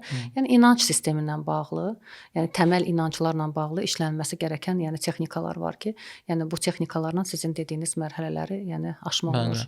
Yəni normal terapiyalardan bunu eləyəməliyik. Bunun üçün xüsusi biz terapiyalardan sonra bu adamlar sağaldılar. Çünki adamın ümidi yoxdur Allaha qarşı. Yəni Allahın sadəcə qəzəb sifətindən xəbəri var, rəhmət sifətindən xəbəri yoxdur ki, yəni Allah tamam qəzəb var, amma bağışlayan da eyni zamanda, mərhəmətli də eyni zamanda xəbəri yoxdur. Buradan mesajımız olsun. Xüsusilə valideynlərə, eyni zamanda da insanlara din anladan şəxslərə, qurumlara ki, insanlara balanslı bir şəkildə din anlatsınlar. Sadəcə yandıran, cəzalandıran bir din anlatmasınlar. Belə olanda o az əvvəl bəhs elədiyimiz elə psixologiyanın din anlatısındakı məsələlər və daha da uyğunsuzluqlar, narahatçılıqlar başlayır ki, din insanları yandırmaqla qorxudur, neynir? Halbuki bu bir normdur. Onlar müəyyən qaydalardır ki, bizlər buna itaət eləməliyik. Bu həyat nizamıdır. Beləcə biz dini tərbiyə edərkən, milli mənəvi tərbiyəni uşaqlarımıza verərkən diqqət etməyimiz gərəkən şeylər odur ki, balanslı bir şəkildə verək. Hər şeyi balanslı anladaq və xüsusilə qeyd eləyək biz buradakı az yaşlı uşaqlar məcazla həqiqəti, yalanla həqiqəti eyni zamanda bir-birindən ayıra bilmirlər. Necə ki, bundan bəhs eləmişəm mən öz videolarımda falan səhifələrdəki bir uşağa siz pis uşaq dediyiniz zaman, xüsusi 6 yaşa qədər pis uşaq dediyiniz zaman o nə qədər gözəl uşaq olsa da özünü pis uşaq kimi düşünəcək. Çünki onda müdafiə sistemi yoxdur. Bəli, və bu böyüyənə qədər də belə qalır. Bəli. Müəyyən məqamlarda özünü göstərir. Amma halbuki necə olmalıdır? Əgər bir uşağın davranışlarında nəsə gördüyümüz bir əgər əskikliklər varsa, sənin davranışın yaxşı deyil. Yəni davranışa yönəlik irad tutulmalıdır, şəxsiyyətə Bu yönəlik davranış yox. gözəl davranış Bəli. deyil. Bəli, sən pis uşaqsan, nə bilim sən dəcəlsən, sən beləsən Bəli. yox. Bu davranış gözəl davranış deyil, yaxud da ki, bu davranışın gözəl davranış deyil. Bunun da balansı. Bəli. Burada eyni zamanda, sən də gözəl uşaqsan, bax. Eynən. deyə yox, Davranışlarına yönəlik Bəli, davranışa təriflər, yönəlik davranışlarına yönəlik tənqidlər. tənqid olmalıdır ki, uşaq düzgün tərbiyə olsun. Düzdür. Təbii ki, yer özünə də sən gözəlsən, sən qəşəng uşaqsan deyə bilərsiniz. Balansdır, amma daima şəhzadəlik məqamına oturdulan bir uşaqdan sabah sağlam bir psixologiya gözləyə bilmərik. Bunun kimi uşaqlar müəyyən yaşa qədər, hələ bu 6-dan da yuxarıya gedir, 9-11 yaşlarına qədər məcazla həqiqəti də bir-birindən ayıra bilmirlər. Abstrakt ümumiyyətlə anlayışları, məfhumları uşaqlara yaşlarına görə, yəni demək lazımdır. Çünki sabah onların beynində artıq bu qarmaqarışıqlıq yaradır və düzgün olmayan məlumatların Yanlış təsəvvürlər yaranır. Və eyni zamanda kitabda çox xoşuma gələn bir cümlə keçir. İndi bilmirəm hardadır onu tapmaq şeydir. Deyir ki, Allah haqqındakı boş düşüncələri, yersiz düşüncələri sabahlarım yetişkin vaxtlarınızda xatırlayıb güləcəksiniz. Bu normal şey. Məsələn, uşaqlıqda deyirlər, bizə Allah baba falan deyirlər. Sonra belə deyirsən, nə baba yəni. Buna gülüb keçə bilərsən uşaqlıqda bu kimi şeylərə. Amma uşaqlıqda Allah haqqında sənə söylənən, Allah sənin əlini qurudara, Allah sənin başına daş salar kimi şeylər sənin içində bir qorxu olaraq, bir ön yarğı olaraq qalacaq və onları silə bilməyəcəksən. Bunlar həqiqətən belədir və bunu silmək üçün insanlar terapiyalara gəlirlər artıq. Yaxud da ki, terapiyaya başqa bir səbəbdən gəlir, görür ki, içində bu var imiş əslində. Digər bir məsələ, önəmli bir iddialarından biri kitabın peyğəmbərlərin göndərildikləri mühitə uyğun bir şəkildə Allahın onlara yetişdirməsi. Çox möhtəşəm bir şey. Bəli. Biz daima baxırıq, məsələn deyir Musa əleyhissalamın belə xüsusiyyətləri var, İsa əleyhissalamın belə xüsusiyyətləri var, Həzrəti Peyğəmbərin əleyhissalatu vesselam belə xüsusiyyətləri var. Amma əslində bunlar nə üçün O necədir? xüsusiyyətlərini nəzərə alaraq, onların əslində məsələn düşünün ki, Musa əleyhissalamı Yusufun yəni situasiyasına düşünsək, orada nə baş Nə verər? baş verər, yəni hətta kitab deyir deyəsən, Bəli, yəni bəli deyir, orada müzakirə eləyir, bəli. Yəni Bəli. çox xoşuma gəldi. Yəni əslində burada bizə bildirmək istədiyi, müəllifin bildirmək istədiyi, yəni Allahın öncədəndən insana, yəni irsiyyət olaraq onu əsilzadəliklə, yəni peyğəmbərlər də yəni əsil nəsilli olan bir qövmdən çıxdıqlarına görə təmiz, bəli, bəli. çıxırlar. Yəni burada irsiyyətin rolunu dana bilmərik biz. Bəli. Eyni zamanda yetişdirilmə tərzi. Məsələn, Eynən. Musa əleyhissalamda mənim ən xoşuma gələn hissə nə oldu? Müəllifin vurğuladığı. Bəs o deyir ki, Musa əleyhissalam uşaqlıqdan Firavunun evinə gəlir, sarayına gəlir. Baxın Allah və necə orada onu yetişir. ora yönləndirir. Bizə daima nə deyirlər? Yəni biz eşitdiyimiz şey təbii ki doğrudur. Sadəcə mən yanaşma tərəfini deyirəm də ki, Firavunun sarayında Musa yetişdi. Yəni Firavunun sarayında yetişdi, Firavunu devirdi sistemini. Amma müəllifin toxunduğu çox gözəl bir hissə var ki, insanları Firavun nəyi ilə uzun müddət xəstələnmirdi, daima gücü əlində idi və s. Bundan özünü ilahlaşdırmışdı, özünə ilah deyirdi. Mən sizin ilahınızam, məndən başqa ilahınız mı var? Yəni sizin nə baş verirsiniz? Məndən başqa ilah tanıyırsınız falan deyə belə özünü ilahlaşdırmışdı. Və insanlar onun müəllimlər haqqında bizim fikirlərimiz var. Elə bir müəllimi yemir, içmir, yatmır, qalxmır falan uşaq vaxtı. Yəni Firavun haqqında elə fikirləri var idi insanların ki, Firavun yeməz, içməz, yatmaz, qalxmaz, tualetə getməz də özü Amma Musa əleyhissalamı Allah apardı birbaşa sarayın içinə. Onun bütün o hallarını görürdü. Yuxulu hallarını görürdü, onun belə çıxmadı, pijamalı yorğun vəziyyətini, yorğun vəziyyətini rahat, görürdü. hər bir halını görürdü. Və onun digər insanlardan heç də fərqli olmadığını Musa əleyhissalam o sarayın içərisində çox yaxşı bildi. O orada yetişdirildi. Eyni zamanda onun məsələn əsəbi olması, özünün reaksiyalarının daha digər peyğəmbərlərə görə fövri olması. Yəni yetişdiyi mühitinə görə idi. Bəli, mühitinə görə. Yəni İsrail oğullarını düşünsəniz, Qurani-Kərimin əksəriyyəti İsrail oğullarından danışır. Yəni o qədər qəliz bir qövmlə mücadilə eləyəcək, onlarla savaşacaq, onların başçılıq eləyəcək, onlara rəhbərlik eləyəcək bir peyğəmbəri Allah həmin xüsusiyyətlərdə yaradır. Keçir Yusuf əleyhissalama, yenə Yusuf Eynən. əleyhissalama bənzər Və Allah necə fərqli ona amma yəni situasiyaya onların salma. həyatına baxdıqda həqiqətən də yəni ilahi möcüzəni görməmək mümkün deyil. Mümkün deyil. Mümkün deyil. Yetişdirilmə var. Yəni bildiyin çox bariz bir yetişdirilmə O tərzi quyuya var. düşməsində, onun oradan çıxarılmasında, yəni bir niyə həmin yaş dönəminə təsadüf edir? Çünki o yaş dönəmində uşaqların dil öyrənmə Bəli, bacarıqları ən xoşuma gələn Yusuf əleyhissalam toxunduğu nöqtələrdən Bəli, ən xoşuma çox. gələni o idi ki, sözü kəsdim amma həmin narahat fikri olmayın. tamamlayıram. Aha, buyurun. Uşaq vaxtından o Misrə göndərildi ki, həmin Misrə peyğəmbər olaraq Bəli. göndəriləcək və oranın dilini uşaq vaxtı daha Gözəl yaxşı öyrənə bilməlidir. bilər. Bəli. Və o uşaq vaxtı oranın dilini həqiqətən də çox gözəl Yetişdirdi. öyrənir. Rəbbim onu Yetişdirdi, yetişdirdi bəli. həqiqətən. də. Görmədiyimiz şeylərdə həqiqətən nə qədər hikmətlər var. Yenə digər peyğəmbərlər falan belə toxunur və onların yetişdirilmə tərzləri ilə əlaqəli müəyyən nüanslar var ki, Əslində bu toxunulmayan, hissəsi görmədiyimiz. çox dadlıdır. Yəni Ləzzət verir kitabın, o bəli, tərəfi ümumiyyətcə ləzzət verir. kitabın bu hissəsi insana çox dadlı gəlir. Yəni dadlı dediyim, yəni insan ləzzətini ala bilir həqiqətən. Orda özünün də bir yaşamında, yəni yaradılışında, yəni o Situativliyi görürsən. Eynən. Görürsən. Bəli, Yəni həqiqətən. düşündürür, aparır, yəni göstərir, yəni analiz etdirir. Orada bir yəni bütün situasiyalarını, hər bir halı, yəni emosional halından tutmuş, onu idarə etməsindən tutmuş, yəni Yusuf əleyhissalamla Musa əleyhissalamı bir növ hər ikisini bir-birindən müqayisə edir. Həm müqayisə edir. Hər ikisinin xüsusiyyətlərini, yəni birinin idarə edə biləcəyi, məsələn deyək, tənzimləmə o mexanizmini göstərirsə, digərində məsələn o halda necə rəftar. Bir də bu arada yəni onların gücünü, fiziki gücünü hətta, yəni fiziki gücünü belə. Yəni hər bir şeyi yəni ifadə edir. Çox gözəldir. Çox gözəl bir toxunma, deyinmələri, daha doğrusu çox gözəl yanaşmalar var. Ona görə də oxucu bu kitabı mütləq oxumalıdır həqiqətən. Mütləq həqiqətən oxumağa dəyər bir kitabdır. Doğrudan. Yəni. Sonra mənəvi irsiyyət var. Mənim ən çox diqqətimi çəkən xüsusiyyətlərindən, daha doğrusu müəllifin iddialarından biridir mənəvi irsiyyət ki, bəzi insanlarda mənəvi irsiyyətin olduğunu bildirir. İlhamlanan insanlar deyir onlara ki, bunun üçün məsələn müəllif deyir ki, bu adamların müsəlman olmağı şərt deyil. Yəni, biz deyə bilərik ki, bəzi müsəlman ki deyirik də, yəni müsəlmanlara Allahu Teala müəyyən güc verir, məsələn kəramət deyirik biz ona bəzi Allahın sevgili qullarına Allah bir müəyyən bəsirət verir, kəramət verir. Onlar dursan odu əli ilə söndürür, əlini qaynar suya salır və s. kimi. Yaxud da ki uzaqdan başqa bir yerdən sənə xəbər verir. Ömər radiyallahu anh kimi. Müəllif deyir ki, bu birbaşa adamın müsəlman olmağı ilə əlaqəli deyil. Deyil. Bu mənəvi irsiyyət məsələsidir. Bəzi insanlarda bu mənəvi güclər yüksək olur və onu düzgün istifadə eləyə bilsə, bu kimi xüsusiyyətlərə bəli, gəlib çıxa bilər. Çox maraqlı bir iddiadır həqiqətən.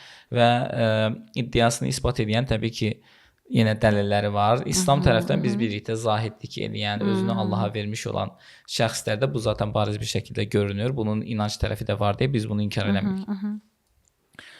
Eyni zamanda bunun əks qütbündə nə var? Digər tərəfdə də var ki, bu istər budistlər olsun, istər başqalar olsun. Biz görürük ki, çıxırlar dağın başında nə qədər uzun müddət qalırlar onlar orada, meditasiya edirlər və müəyyən güclərə sahib olurlar. Mənəvi hallarını yüksəltmək üçün psixoloji tarazlıqlarını, sağlamlıqlarını, yəni buna İslamda indi istidrac deyirlər bu kimi şeylərə, amma inkar yoxdur baxın. İslam bunu inkar eləmir, mənim bildiyim təbii. Peyğəmbərlərin elədiyi bu kimi qeyri-adi hallara möcüzə deyirlər. Çünki peyğəmbərlər anlıq bir şey eləmirlər də. Onların elədikləri ümumi dəyişiklik olur. Yəni peyğəmbər bir şey eləyibsə, o elə elənmiş olur. Möcüzədir bu artıq. Kəramətlər anlıqdır, keçici şeylərdir. Bunlara da kəramət deyirlər. Allahın sevgili qullarına kəramət deyirlər. Bu müsəlman olmayan şəxslərin elədiyi şeylərdə istidrac eləyirlər. Burada şeytanın təbii rolunun olduğunu söyləyirlər, nəfsin rolunun olduğunu söyləyirlər, amma sanki müəllifin yanaşması biraz fərqlidir. İndi bilmirəm, təbii bunun üçün biraz dərin mütaliə etmək lazımdır, görək. Bu istidrac söhbətinə məsələn mən indiyə qədər belə baxmamışdım. Ki onun üstündə mütaliə edeyim. İstidracdır və salam deyib keçirdim. Amma bu müəllifin yanaşması insanı zorlayır ki, getsin biraz dərin mütaliə eləsin ki, istidrac haqqında nələr deyiblər, nə var bunun dərinliyində və eyni zamanda müəllifin bu iddiası dərinliyində nəyi barındırır, nəyi əhatə edir, içərisində nələr var. Bunlara biraz baxmaq lazımdır deyə Hə, düşünürəm. mən də bu hissəsini inşallah ki, yəni indi burdan sonra biraz mütaliə eləyəcəm, yəni bu tərəfinə. İnşallah. Çünki Amma kitabda bu maraqlıdır. barədə yəni Yoxdur, çox geniş verilmir, öz geniş iddiasını qoyur. verilməyibdir, bəli. Hətta mən bu saydığım istidrac, kəramət, möcüzə söhbətində yanlış xatırlamırsam heç eləmir. O sadəcə mənəvi irsiyyətdən bəhs edir və bundan geniş bəhs edir bu arada. Çox əsaslı məsələlər də var. Məsələn, Ömər radiyallahu anhdan misal verərkən onun çox uzaqdakı bir ordunun rəhbərinə səslənməyini, bəli, Sariyə səslənir ki, dağa tərəfdən. Dağa deyir. Bəli. O da dağa ordusunu tərəf götürüb dağa tərəf dönür. Yəni bunu peyğəmbərimizin həyatında Telepatiya da var. kimi, burada telepatik. Bəli, indi girək telepatiya söhbətinə. Elə həmin bax elə o məsələ yuxuya toxunaq, keçək telepatiyaya. Yuxuya da toxunaq, keçək telepatiyaya. Kitabın bir də yuxu haqqında iddiaları var ki, müasir psixologiyanın heç cürə barışmadığı və psixologiya bundan qaçır dediyi yuxu söhbəti ki, həqiqətən də dəyərləndirilmir. Burada haqlıdır. Yəni bilmirəm, yuxu nə düşünürsüz yuxu haqqında? Yuxunun növləri, yuxunun yozumu, yenə qaydırıq Firoda. Yuxu deyən kimi ağla gələn bəli, ilk ağla gələn Freyddir. Yuxu ilə bağlı ümumiyyətlə Freydin araşdırılmasında, yəni bunu kitabda Malik Bədri də toxunur.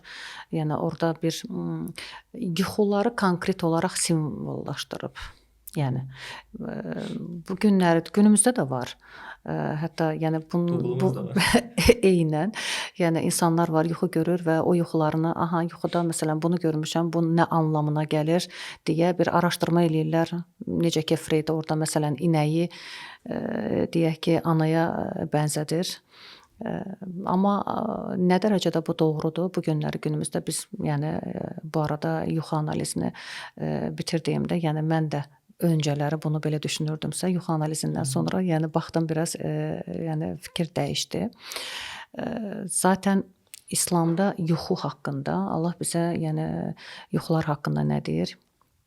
3 qrupa bölünür yuxular. Allah tərəfindən bizə verilən yuxular, şeytanın bizə yəni narahatçılıqlarla bağlı, daim vəsvəsələri ilə bağlı göstərdiyi yuxular və bizim içimizdə danışanın, yəni belə deyək də gün ərzində gördüklərimiz, yaşadıklarımız o şuurlu şəkildə, yəni yaddaşımızda qısa müddətli yaddaşdan uzun müddətli yaddaşa ki gedir və onları yorğunluqdan falan, yəni belə. Amma yuxu əslində bir nemətdir insan üçün. Yuxu bir nemətdir. Bu gün terapiyada, ümumiyyətlə psixologiya sahəsində yuxunun nə qədər terapevtik tərəfləri araşdırıldı.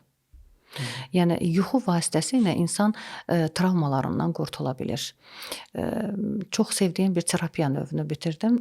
Brain spotting terapiya. Yəni neyron səviyyəsində işləyən bir terapiyadır. Yəni yuxularımızla bizim yaşadığımız, deyək uşaqlıqda yaşadığımız travmalarımız yuxular vasitəsilə, baxın beynimizə Allah o qədər gözəl yaradıbdı. Beyin, yəni sistem o qədər gözəl işləyir ki, yəni ora müdaxilə etmədən belə özü-özünə terapiya olur. Düşünün ki, öz-özünə terapiya almaq kimi bir funksiyası var beynimizin. Yəni bu da nə ilə baş verir? Yuxu ilə baş verir. Biz yuxular gördüyümüzdə, yəni hər hansı yaşadığımız bir travmatik olayı görürsən ki, məsələn insanlar hər hansı bir travmanı yaşayır və onu daim yuxusunda təkrar görür. Yəni bu təkrar görmələr əslində beyni rahatlaşdırır. Adiləşdirir o travmanı. Bəli, və o travmadan qurtarır. Yəni onu adiləşdirir və o travmadan bitirir.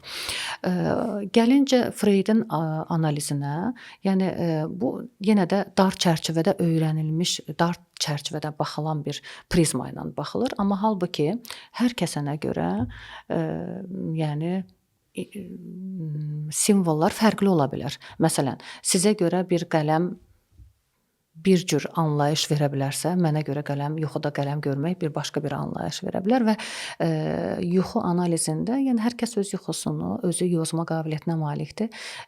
Ancaq nə qədər buna interpretasiyası düzgün olacaq, bu yanaşma biraz təhlükəli ola bilir. Bəli, amma yuxu ilə bağlı deyəndə biz məsələn İslami prizmadan baxdığımızda Yusuf əleyhissalamın yəni Quranda da ayəyə elə Yusuf əleyhissalam yuxusunla başlayır Yəni çox gözəl orada izah verir. Və surə onun yuxusunla da bitir, yuxusunun analizi ilə də bitir.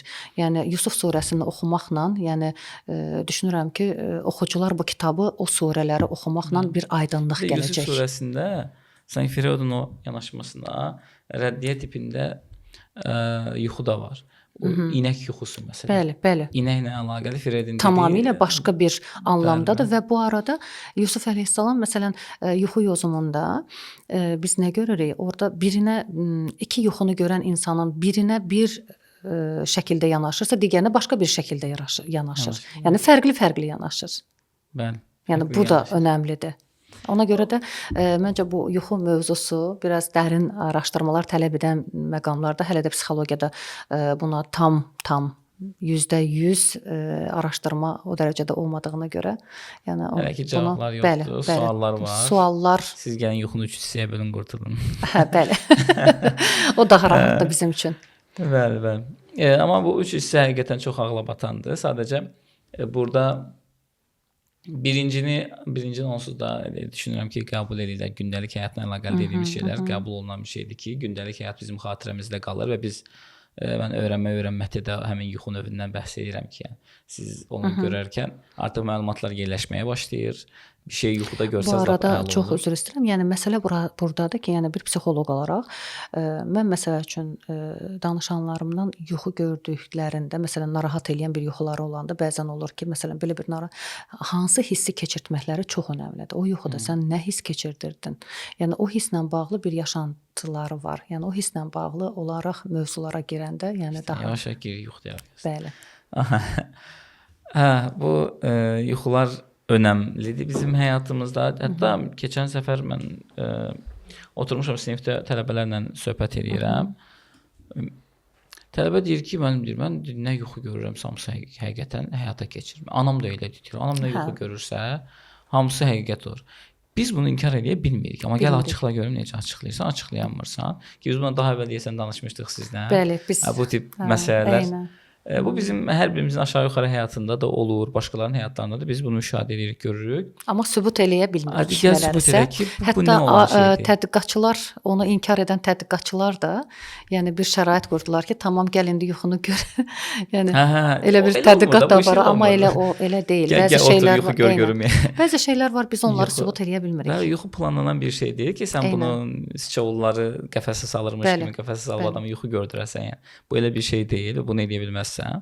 Bu əgər həqiqətən də ki biz elə inanırıq təbii. Allahın göstərdiyi bir şeydir. İstədiyi zaman göstərəcək, istədiyi zaman göstərməyəcək yəni. Belə bu kitabın ümumi iddiaları haqqında biz qısaca değindik, keçdik. Ümid edirəm ki, oxucunun marağını cəlb eləyər və kitabı oxuyar. Keçək mənim sizə bir sualım var, amma o sualı sona saxlayaq. O sualdan əvvəl keçək telepatiya məsələsinə. Bizim var telepatiya məsələmiz, psixosomatik xəstəliklər və nəzər məsələsi. Bunlar haqqında bunlar nədir? Psixosomatik xəstəliklər, yaxud pozuqluqlar bu nədir? Telepatiya nədir və nəzər nədir? Telepatiya dedikdə ümumiyyətlə düşüncə, duyğu, təsəvvürlərin duyğu orqanları vasitəsilə kiməsə təsir etmədən uzağa ötürmə mənəvi bacarığıdır.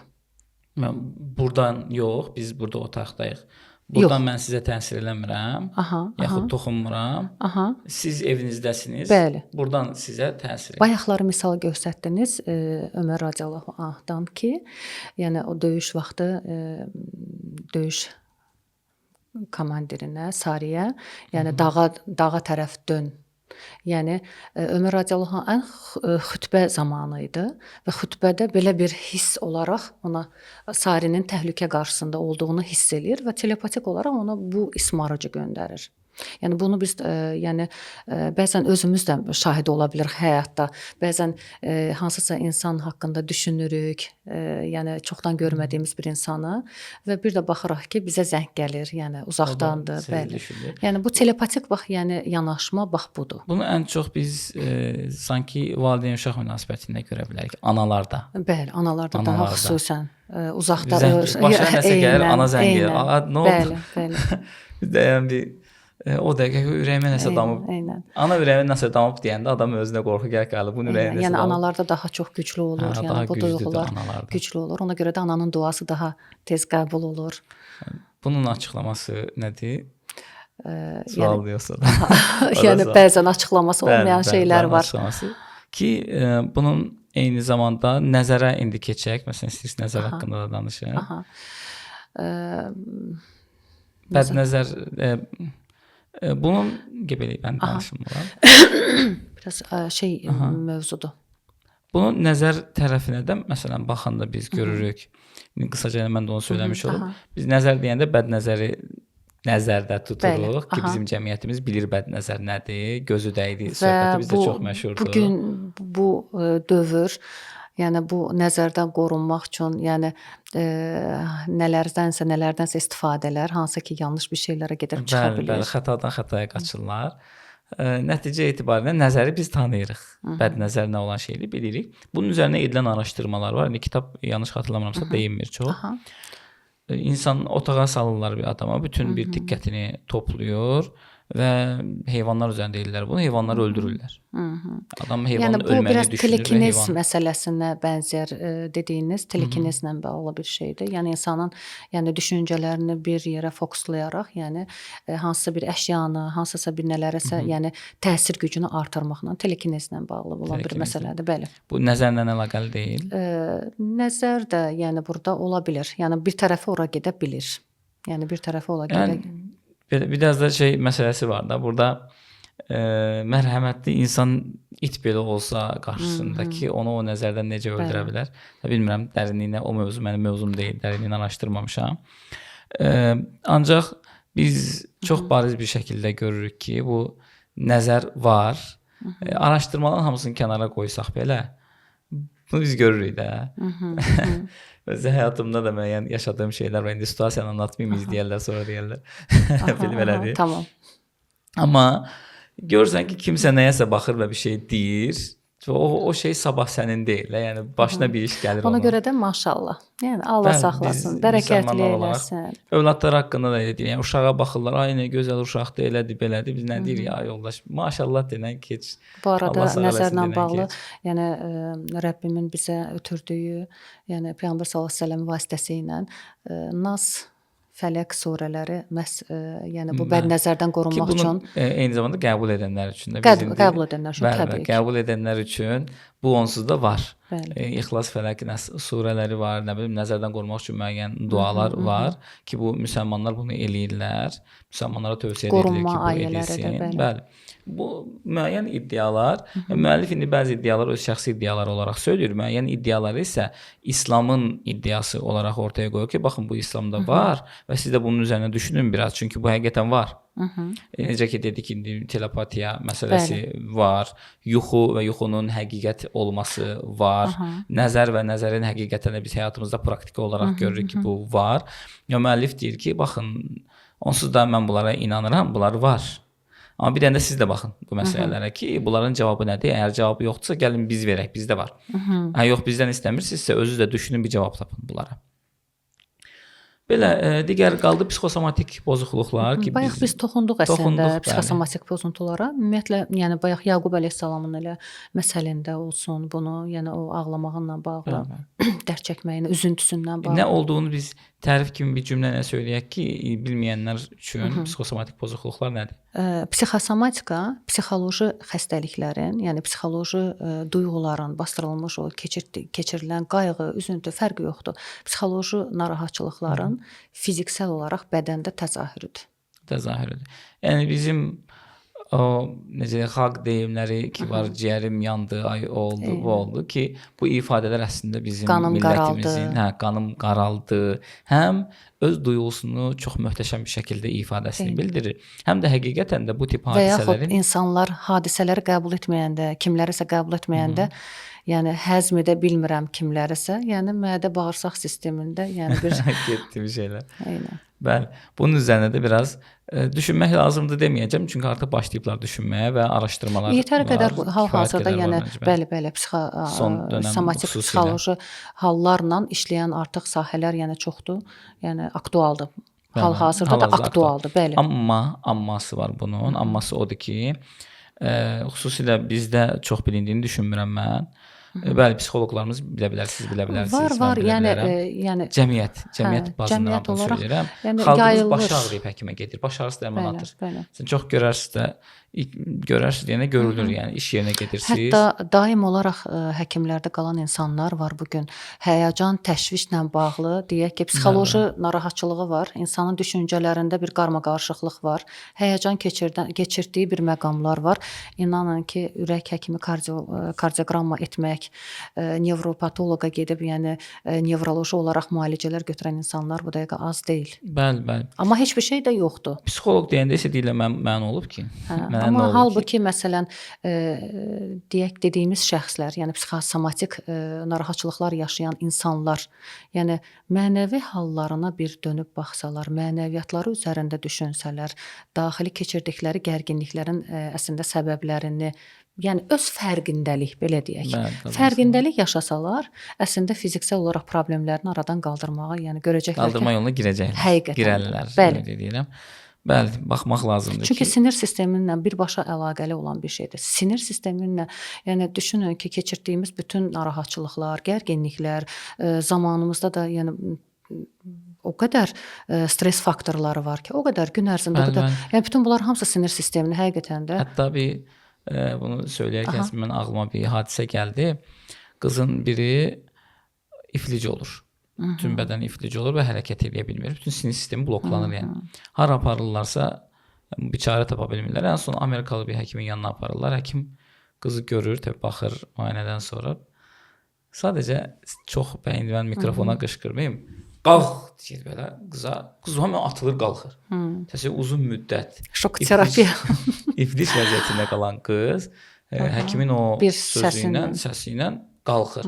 İnstinktiv olaraq bayaqları hisslərə dedi ya, 4 qrupa, bəli. İndi biz onlara çox toxunmayaq. Qız əvvəl atası vəfat edəndə bütün ailənin yükünü üstünə götürüb və ağlamayıb. Ki mən güclü görünəcəm ki, anam, balaca qardaşlarım falan ağlamasınlar, onlar da sağlam olsunlar, düşməsinlər deyə özünü düşürməyib, duyğularını biruzə verməyib, bastırıb və o bir müddətdən sonra onun iflic olmağına səbəb olub ki, tutulub. Yanlışlıqla ya ayaqları tamamilə tutulmuş da bütün vücudunu, bütün xatırlamıram həmin hadisəni. Olmuş bir hadisədir. Və həqiqətən bu psixoloji məsələlər bizim bütün sinir sistemimizə, bütün vücudumuza təsir edir və buna biraz baxmağımız lazımdır. Əslində o dediyiniz məsələ ilə bağlı mən istəyirdim, burada kitabda Malik Bədri qeyd eləyib, Bensonla bağlı 12 əsr əvvəl müsəlman alimi və həkimi Əbu Zeyd Əl-Bəlxinin bədən və ruh üçün nə lazımdır? Yəni bunu istəyirəm qeyd eləyim. Çünki bunu insanlar, yəni bilirəm ki, bunu psixoloqlar belə bilmir. Yəni burada bu kitabda, yəni bu traktında yazdıqları, yəni psixosomatik narahatçılıqlarla bağlı qeyd eləyibdi.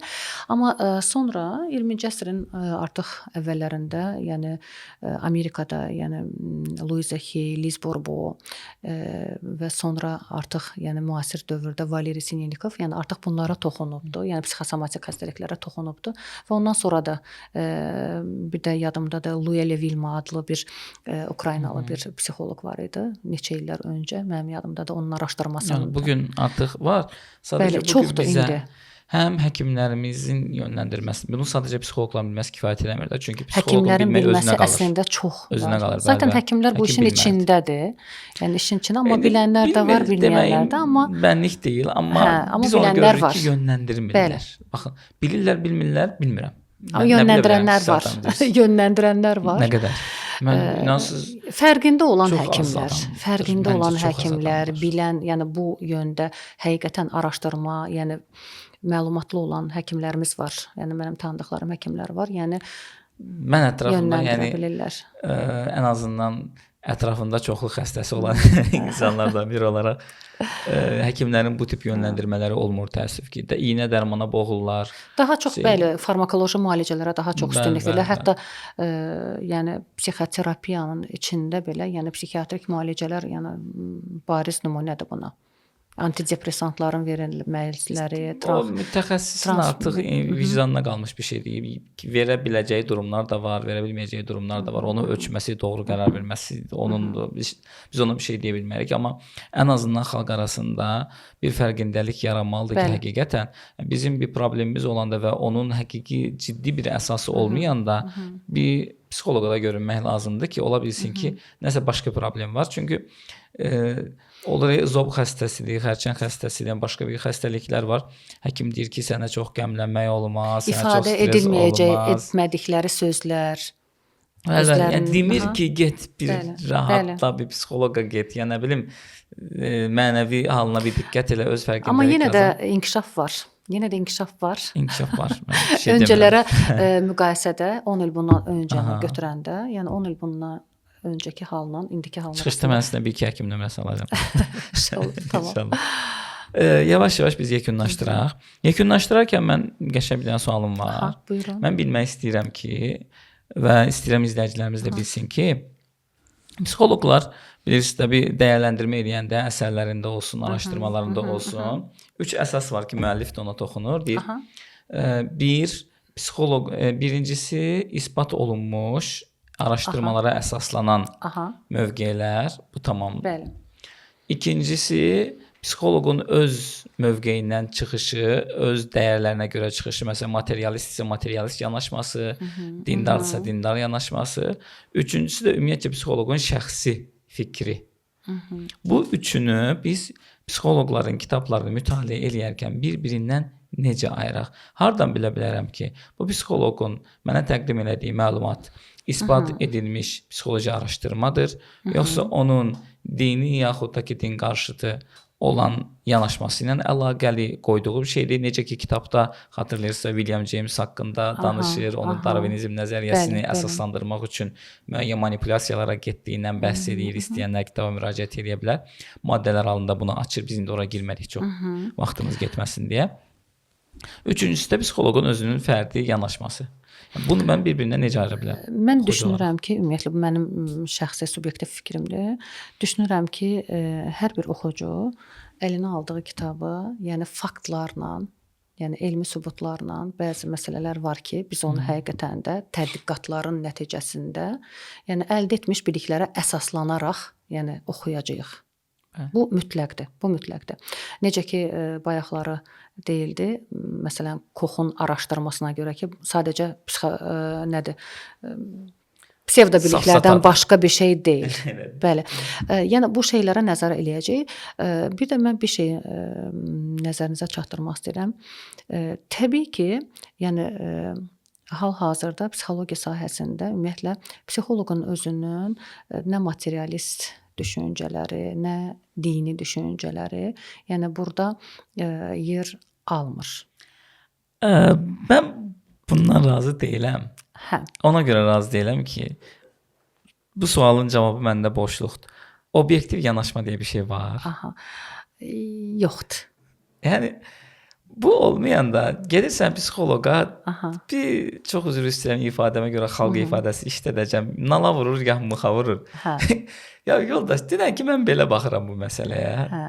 Ya da açıq uclu cümlə işlət. Pasiyent necə baxırsa məsələyə, elə cavab versin. Yox, məsələ burasındadır ki, psixoloqa gələn insan, yəni psixoloq öz dünya görüşünü, öz bilgilərini orada ötürmək kimi bir şeydə, yəni çıxış etmir əslində. Etməməlidir. Bəli, etməməlidir. Bu nə qədər mümkündür?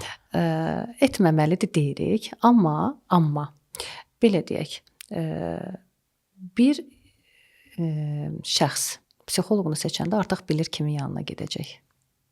Belə deyim. Bəli. Yəni orada artıq insanın, yəni seçimi rol oynayır. Təbii ki, indi insanlar mən sizə deyim, həkimə getməmişdən qabaq o qədər araşdırma eləyir. Kimdir, nəçidir, düşüncəsi nədir? Ona görə də bəli, hər kəsin özünün auditoriyası var. Yəni hər kəs biləcək kimə gedəcək. Buradan Yəni bəzi məqamlar var ki, indi xırdalıqlar var ki, yəni açıb yəni onu demək doğrudan həqiqətən də biraz etik olmaya bilər. Ona görə də hər kəsin auditoriyası var. bir film tövsiyə edeyim mən arada. Tamam. Oradaki cümləni işlədəməyəcəm çünki. Onda filmi Yaşamaq, deyərsən. yaşamaq güzel şey diye bir tane film var. Onu izlesin Aha. izleyicilerimiz. Aha. Onda o həkimlərlə əlaqəli cümlənin nə olduğunu biləcəklər. Aha. Çox qəşəng bir cümlə qurur orada.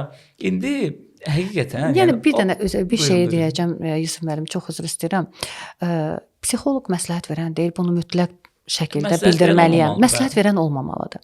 Yəni bizim birinci işimiz insanın fərqindəliyini, özünə fərqindəliyini, yaşama məsələn qayəsini, nə üçün varam, mən kiməm, bu sualların üzərindən araşdırmaqdan, yəni onu özünə göstərməkdən ibarətdir.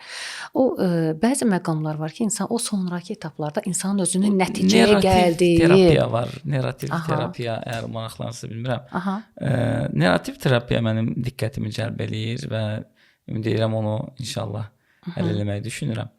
Narrativ terapiyanın üslubu bizim coachingin Aha. psixologiya tərəfidir. Yəni daha dərin məsələsidir və siz dediyinizdir.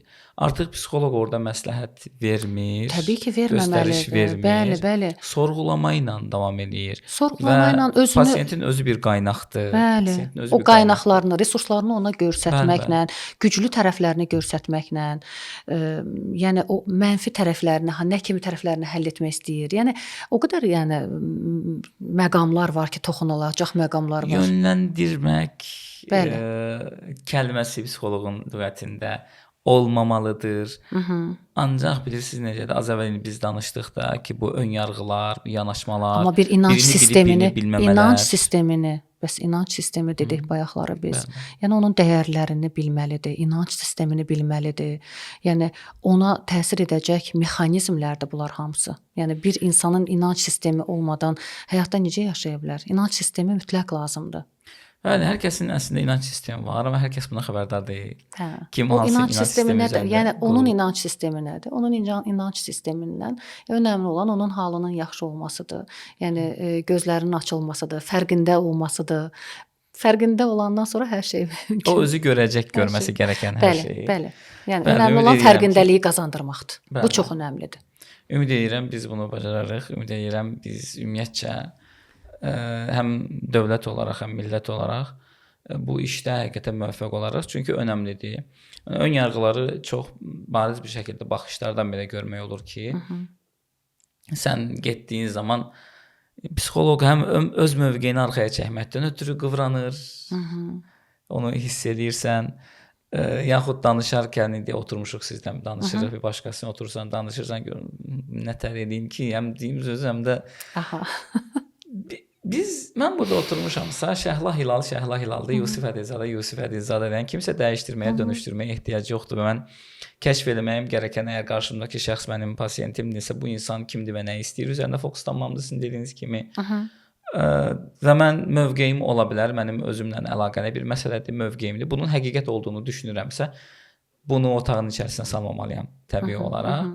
Əgər görməyini istəyirəmsə də göstərəcəm, amma açıq bir şəkildə göstərəcəm. Manipulyasiya Yox, doğru yəni, bir doğru bir alət şey deyil deyil. və istifadə Bəli, bəli. edilməməsi gərəkən Eynən. bir şeydir.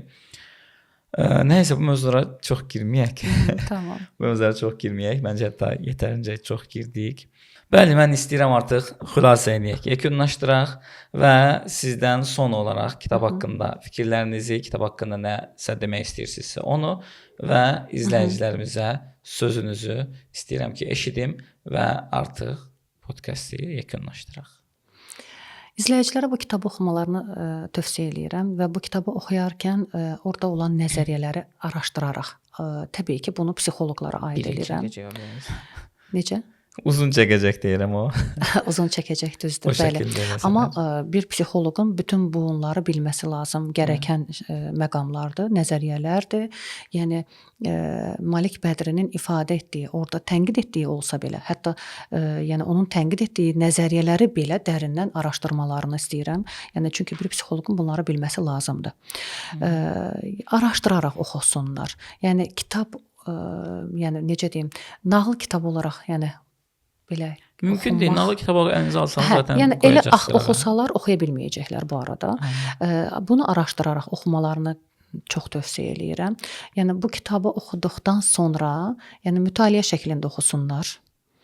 Onlara tövsiyəm. Çünki kitabın ortasına çatanda, orta hissəsinə artıq deyirsən ki, öncədə nələr oldu, nələr oxudum mən. Yəni Düzgün. belə bir Bunun üçün mənim öz səhifəmdən kitab necə oxunar videosunu izləyə bilərsiniz. Bəli. Yəni bu şəkildə oxumalarını tövsiyə edirəm və eyni zamanda İslam yönündə yazılmış məqamları da Quranda ayələrlə, zaten orada göstərilib ayələr, amma yenidən Qurana müraciət etmələrini istəyirəm və bir də təfsir kitablarından paralel oxumalarını tövsiyə edirəm. Maşallah, siz çox geniş girdiniz. Niyə? Çünki hər hadisələrin yəni təfsir kitablarında biz məsələn İbn Kəsirin təfsir kitablarında, məsələn digərinin Sadinin, yəni bunu daha açıq versiyasını görə bilərik. Yəni Siz bəzi bir növ araşdırmacılara artıq Bəli. məsləhət verirsiniz. Aha. Təbii ki, yəni Oxumasın psixoloqlara oxucularımız yəni Bəli, bu psixoloqlara daha çox yönəlik, yəni tövsiyəmdir ki, yəni tələbələr, yəni bu günləri universitetdə oxuyan tələbələr var. Bu kitabı oxumaqla həqiqətən çox şey əldə edəcəklər. Sıradan yəni ixtisas sahibi olmayan insanlar da həqiqətən bu kitabdan bəhrələnəcəklər. Sadəcə fərqindəliklə oxuduqlarında bəhrələnəcəklər. Yəni bu kitab elə bir kitabdır ki, bunu oxuyub əliboş olmaq mümkün deyil. Yəni hər kəs axtardığı sualının cavabını əslində bu kitabda tapa bilər. İnşallah. Bəli, əziz izləyicilər, beləcə podkastimizin bu səfərki buraxılışının sonuna çatdıq. Ümid edirəm ki, sizin üçün çox maraqlı oldu. Bura qədər dinləmisinizsə, demək ki, maraqlı olub. Hər nə şərhiniz varsa, tənqidiniz və təklifiniz varsa, hansısa kitabın burada müzakirə edilməyini istəyirsinizsə, şərh bölməsində zəhmət olmasa bizə bildirin. Sağ olun, gələn görüşlərədək, amma kanalı təqib etməyi, şərh yazmağı və bəyənməyi, bəyəndinizsə də təbii olaraq faydasını görməyini istədiyiniz yoldaşlarınızla paylaşmağı unutmayın. Sağ olun, gələn görüşlərədək. Sağ olun.